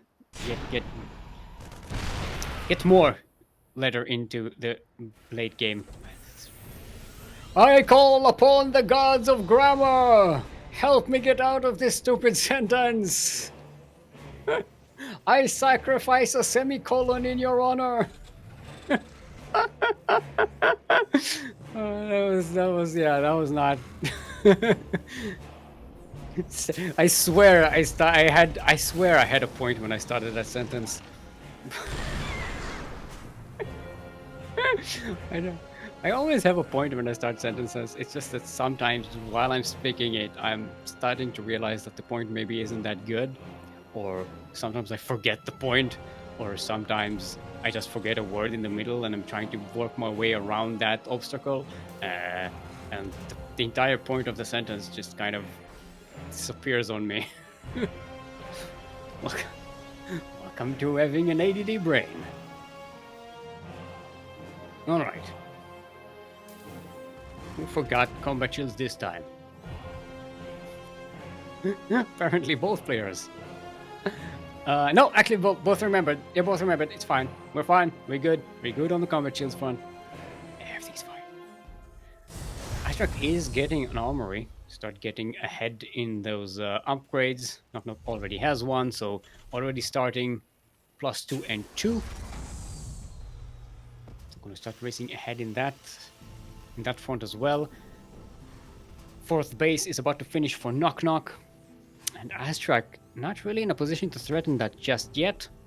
You might see a move out pretty soon by Aztrack. Sending some Vikings to try and intercept something here. Oh, might lose all of these Vikings. This is a really good catch for Aztrack.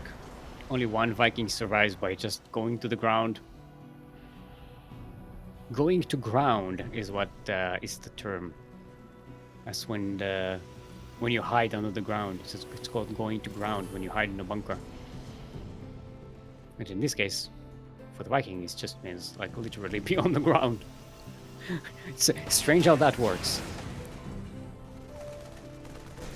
Okay, so a planetary fortress about to finish for KnockKnock in the fourth base location. Turrets all over the place. Yeah, KnockKnock is in a very, very nice position. Got the better economy, got more bases. Everything gets nicely bunkered. You have the main Terran army in the middle of between the third and the fourth base, ready to defend either. Got sensor towers, sensing where Aztrack will be coming from. Aztrack trying to sneak around. This is, I think, the best way that Aztrack has to sneak up on this third base of KnockKnock. Especially since KnockKnock's army is out of position. It was moving out against Aztrack's fourth base, and KnockKnock will be evacuating, bringing the entire army back. Oh, the orbital goes down. KnockKnock really can't let this go unpunished. So I'm trying to chase this army down. Oh, but the tanks of Aztrack are already sieged. There's interceptor on one, and anti-armor missile on a lot of these units. Actually catching some of KnockKnock's units as well. KnockKnock kind of massacres all the units that Aztrack had on this side of the map, and the army supply is heavily in favor of KnockKnock at the moment. Blue Terran is going to go across the map, trying to get revenge on that fourth base loss. Now Aztrack is on 4 bases right now, building a 5th right now. Right here on the front. Oh, big steam forward. Remember, there are no medivacs. All these Marines are so low on health. But the tanks are getting sieged. The KnockKnock's tanks, that is. in a nice position here in the middle. Aztrack lost so much army unit. And KnockKnock's army supply is so far ahead. They are equal in upgrades, gotta say that, but KnockKnock is starting to get 3-3. +2 vehicle attack for KnockKnock is about to finish. And that's a big advantage when the tanks are concerned, especially in the AoE against the Marines.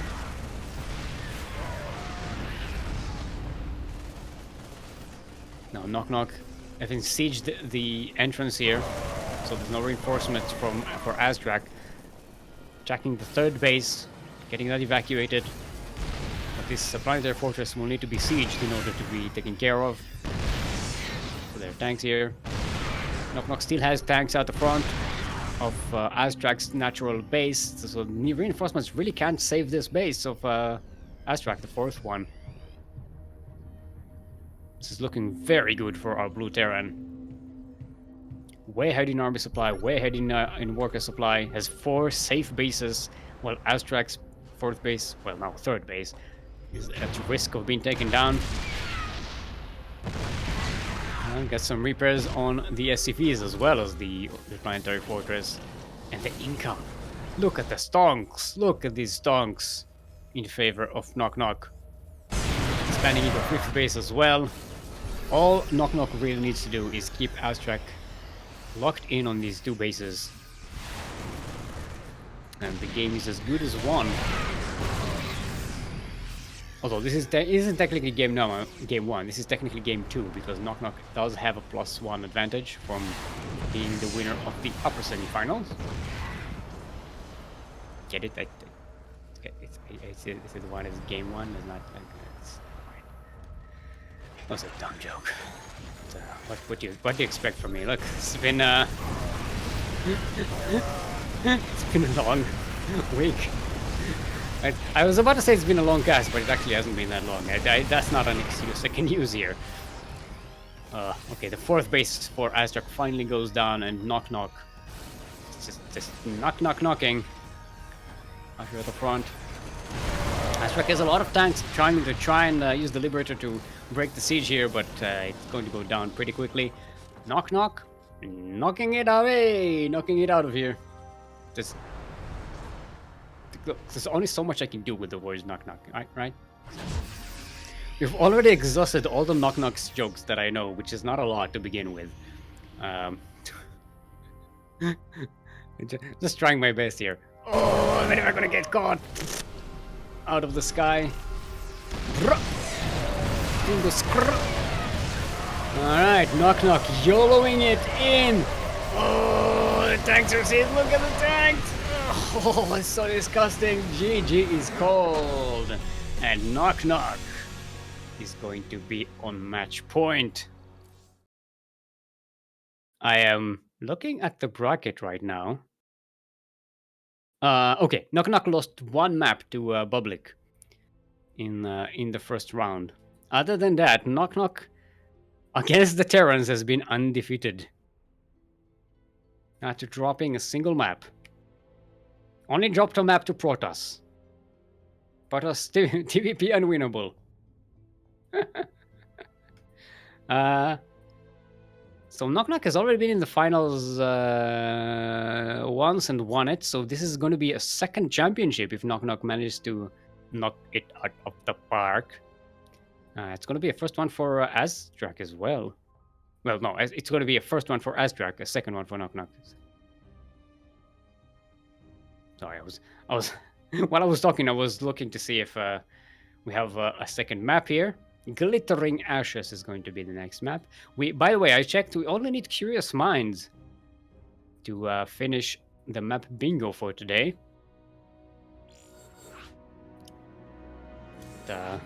Doesn't look good. We've had all the other maps except Curious Minds, where minds are positively curious. We haven't had that one.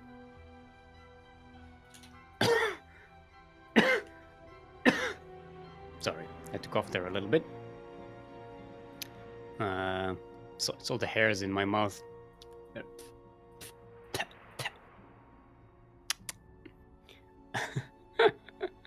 All right, waiting for the players to be oh, both ready. Okay, never mind. Never mind. Was looking. Was busy coughing.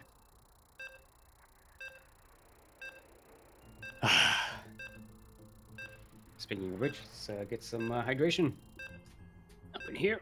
Yeah.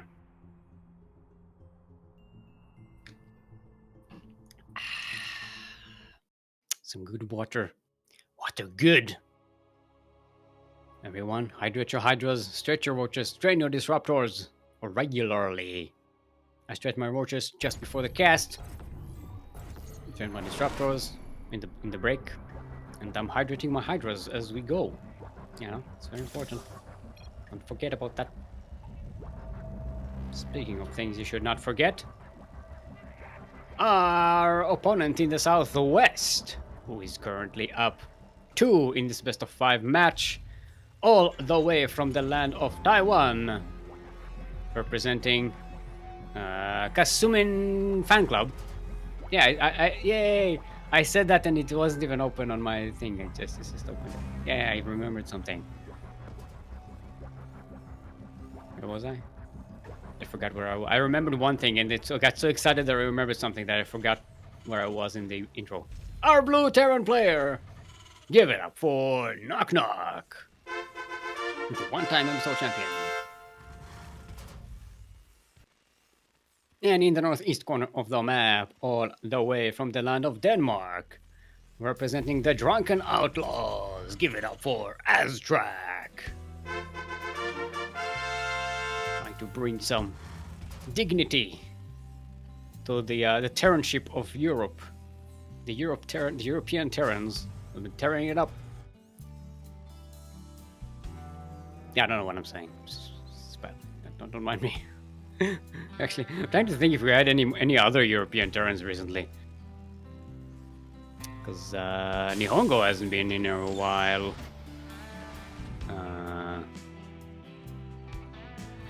What else did we have in MSO? We had Captain Hindsight hasn't been playing until Captain Hindsight won the first MSO of this year, and then we haven't heard from them.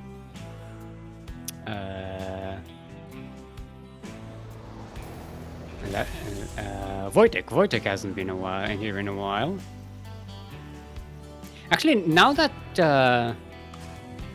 the daylight saving thing changed, it puts the broadcast time 1 hour later than it usually is for Europeans and myself as well. So that actually gives a lot of our European people a lot more flexibility. Like it's it can actually start after school or something for a lot of these players. So that we might have some more representation going on. Noon is not after school stick, but yeah, I heard a few of the players saying that it's in a better hour, like it's after their morning classes or something, so it can be more available for people. Look, I'm trying to. It's wishful thinking, okay? I'm trying to wishing for the best. I'm wishing to have more European Terran players here, and Zerg and Protoss. Just Europeans here more, yes, because it's a good time for Europe, generally speaking. That's what I'm saying. Speaking of good time, Aztrack does manage to get a delay on this command center. The Reapers are still here. Going to try and snipe this backup SCV as well. Yeah, you don't get to finish that command center. We are the inspection board, the construction inspection board. You put these scaffoldings in the wrong position. We have to tear everything down and redo it from the start. And if you don't like it, you can shoot me. Which is KnockKnock is trying to do. Trying to shoot the inspectors. There we go. The inspectors have been chased away. This is how you... this is true to life in the construction site. In some construction sites, I should say. Yeah. So it's not a common occurrence, but sometimes some areas in different countries you have like the mafia running construction sites and stuff, and you start to get like really weird situations. Please don't shoot these specters. Yeah. Oh boy. All right. Knock knock. Finally finishing that natural base. Actually, no, that's a third base that's being finished right now. That's what I'm saying. It's finished out there on the high ground. Going to try and get some harassment on the other side of the map. Aztrack starting to work on that third base as well. It's a very juicy mineral line, but these two Cyclones, they're up against attack on the high ground. They do get a lock on one of the Helions. Oh, it was a good distraction, but it not quite worked. I see the Banshees, they're not. I saw KnockKnock make Banshee, I think, 3 or 4 times this tournament. I don't think it worked well in either situation. Yeah, I don't think. Yeah, I think it was 3 times we saw Banshees. Well, maybe 4. It didn't work well in neither of those. In none of those. In none. I call upon the gods of grammar. Once again, I beseech thee. Help me get out of this stupid sentence that I got myself into. Help! I put myself in your hands. Ooh, nice interference matrix there on the Raven. There's a second Raven for KnockKnock. Coming in. Was sniped. First one was sniped.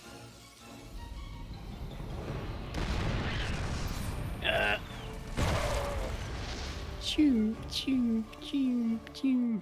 You know, for the fact that Cyclones, they shoot missiles, the sound for the missile is pretty crappy. Like, so it's a missile. It should go like, like, you know, like Vikings when they shoot missiles, or Banshees, you know. Yeah, sounds like it doesn't match. The interference wars, they have begun. Everyone just interference matrixing the other player. Now this is GVT. Welcome to Master Swan Open number 71, right here on the KranKy Ducklings 101 GVT.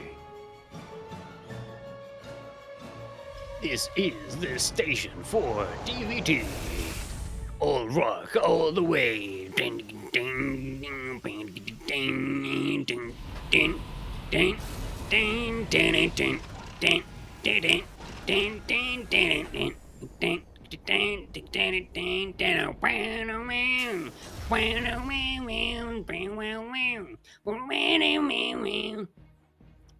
I'm trying to do Terran 1, but I'm not good at it. I'm not a musically gifted person, as you can hear.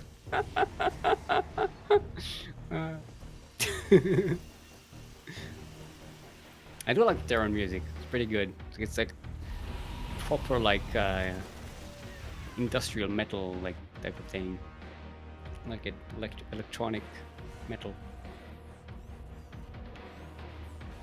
I like it. Kura saying I like how you fit it right into the pausing the music. Yeah, I forgot. I forgot that you don't. Yeah, you do hear the music, the game music. I just don't. I hear it. I don't have music on, so I don't know. I don't know what music you're listening to right now. Since it's crew broadcasting, you're probably listening to weird Zerg music, right? Well,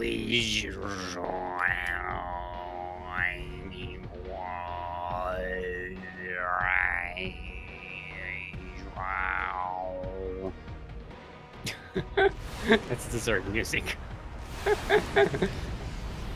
Yeah. Alright. Yeah, Kuro is saying she has all the music on, yeah. Unlike Light has the Terran Brood War music on. Which is weird for a Zerg. Yeah, he's not listening to Zerg music. Such a dedicated Zerg, but inside he is a Terran. think that's exposing him. Funara Light. If you want Funara Light VP in chat, who's actually not a Zerg. Inside is a Terran. Don't tear him down. Huh? Huh? Huh? Huh? Huh? Huh? Huh? Is that...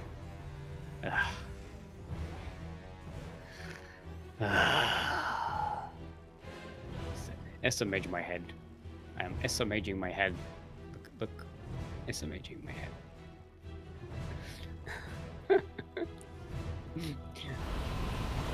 Kloop is saying her favorite one is the hot tracks. Out of the Swarm. Yeah. That's the Zerg music.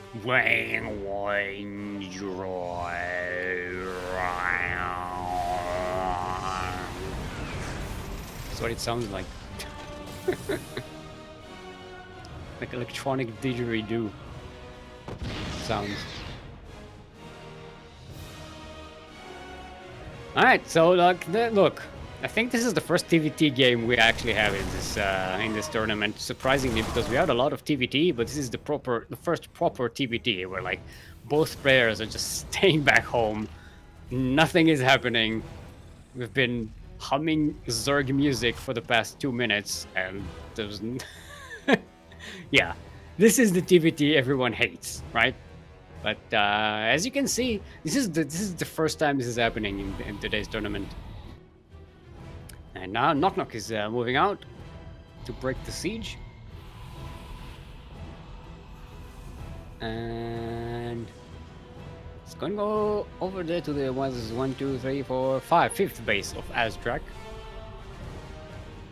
So not exactly a killing move here when the battle for the TVT is on a 5th base. Ooh, interference metrics on the tank, and anti-armor missile on the Marines of Aztrack. KnockKnock takes an anti-armor missile as well, but KnockKnock has way more tanks, and they are going to be sieging up the planetary fortress. Gonna get ganked by Steam Marines, and it is done. I don't think the tanks even got a shot out. They weren't even necessary here. Oh, now they're gonna get sniped by Aztrack, YOLOing forward, catching 5 tanks here. Great catch. So that pretty much ends the attack, but the attack already did the damage it needed to do. It kept Aztrack from getting that 5th base. How many SCVs there? Not a lot of SCVs. We're gonna have 2 dead for Aztrack and 3 for KnockKnock total in this game, so it wasn't exactly a complete cleanup of that 5th base because it wasn't really saturated, but all in all a good catch. KnockKnock going back home. Gonna rebuild that army and go for another push to try and kill that 4th base, which actually is saturated and is in danger of being a very big loss for Aztrack if KnockKnock manages to take it out. No, actually KnockKnock going for the 3rd base. Gonna get surrounded by these armies. Aztrack is coming in from both sides. Oh, but the Marines were on move command. Oh, they moved right. Look at the blood on the side. Oh, that was a massacre. Oh no. I thought it was a genius move by Aztrack, but it wasn't intentional. Oh no. And just like that, the fate of all TVTs, it's just over. GG!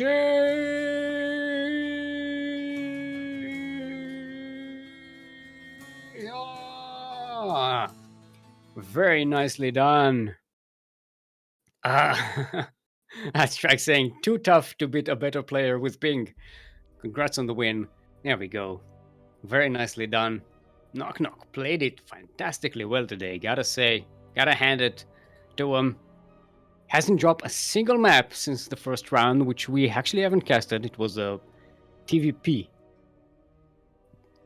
Yeah, so KnockKnock getting a 2nd Master Swan Open championship, putting themselves as the big leader of the 2022 leaderboard so far. That means out of 4 MSOs this year, 3 were won by a Terran and 1 by a Zerg. There we go.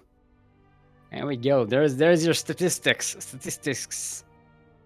I'm still smiling because we had like an all TVT semifinals today. Oh boy. KnockKnock saying your Raven micro is better than me. Yeah, Aztrack had pretty good Raven micro. Yeah, they're both exchanging compliments for one another's strengths. This is gentlemanly Terran versus Terran. No saltiness, no tears, just good compliments for the other player. You love to see that. That's a good attitude to have. Love it. Speaking of things I love, exclamation point Patreon in chat. We'll send you to our Patreon link. Go ahead and do that if you want to support the CranKy Ducklings and our many endeavors in this. All of this gets supported by Patreon. You know, if you pledge to support us with $5 or more, you get access to a subscribers only channel in Discord. And also it's a voice channel as well, you know? So you can sit around, have a watch party while the tournament is going on. You can help Yakuzaku with his homework. It's a lot of fun. Yeah, stick around after the outro because we are going to raid some other StarCraft 2 related channel. So don't live just yet. As I'm thanking our very own group, 16 Squad Sanseki, otherwise known as Kuro. She's your observer, slash streamer, slash corrector of things today, slash remember of conversations. Just can't trust me to be the one who remembers conversations here. Yeah, you can find her on at 16th Squad S on Twitter and 16th Squad Sanseki right here on Twitch. And I have been your host, Steelmold. Steel like the metal. Mold like the thing you put the metal in so that it changes its shape when it cools down. And you can find me on twitch.tv/steelmold. And on Twitter, steel_mold. That is at steel_mold on Twitter. Thank you, of course, to Light VIP, our admin / supplier of the prize money for today. If you want to help Light VIP supply the prize money, exclamation point Patreon in chat will help you do that. You can also subscribe right here to the channel on Twitch, or both. You can do both. A lot of people are doing both. It's pretty cool. So it's very cool. You get emotes and everything. What else am I forgetting? Oh, the next broadcast. Our next broadcast is going to be in 10.5 hours. It's going to be Sentimiento Latino, number 127. It's going to be casted by Light VIP and some other guest. I don't know which. And what else do we have? Oh, we have ESL. Are we casting ESL Asia again? Because I see it on the schedule. Are we doing that again on Sunday? Are we back to doing that now that Yakuzaku is done with his studies? Or is he done with his studies? I'm not sure. No one keeps me up to speed on these things. Right,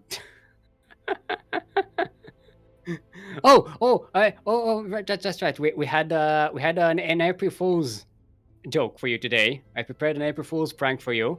It's so good. It's so funny. It's so funny. But yeah, we'll keep it for the last. Let's see what else are we forgetting here. I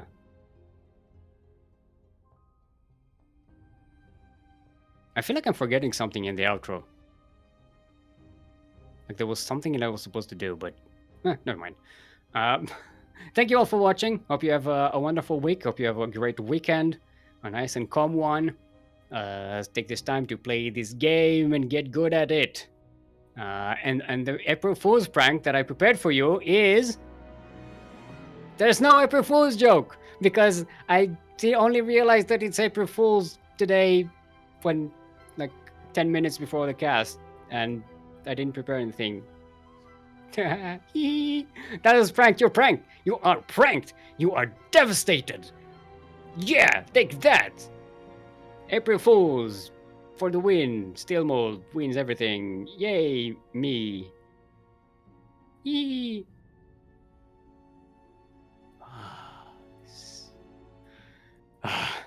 Let's get this over with. Have a good weekend. Get good and prosper. Goodbye.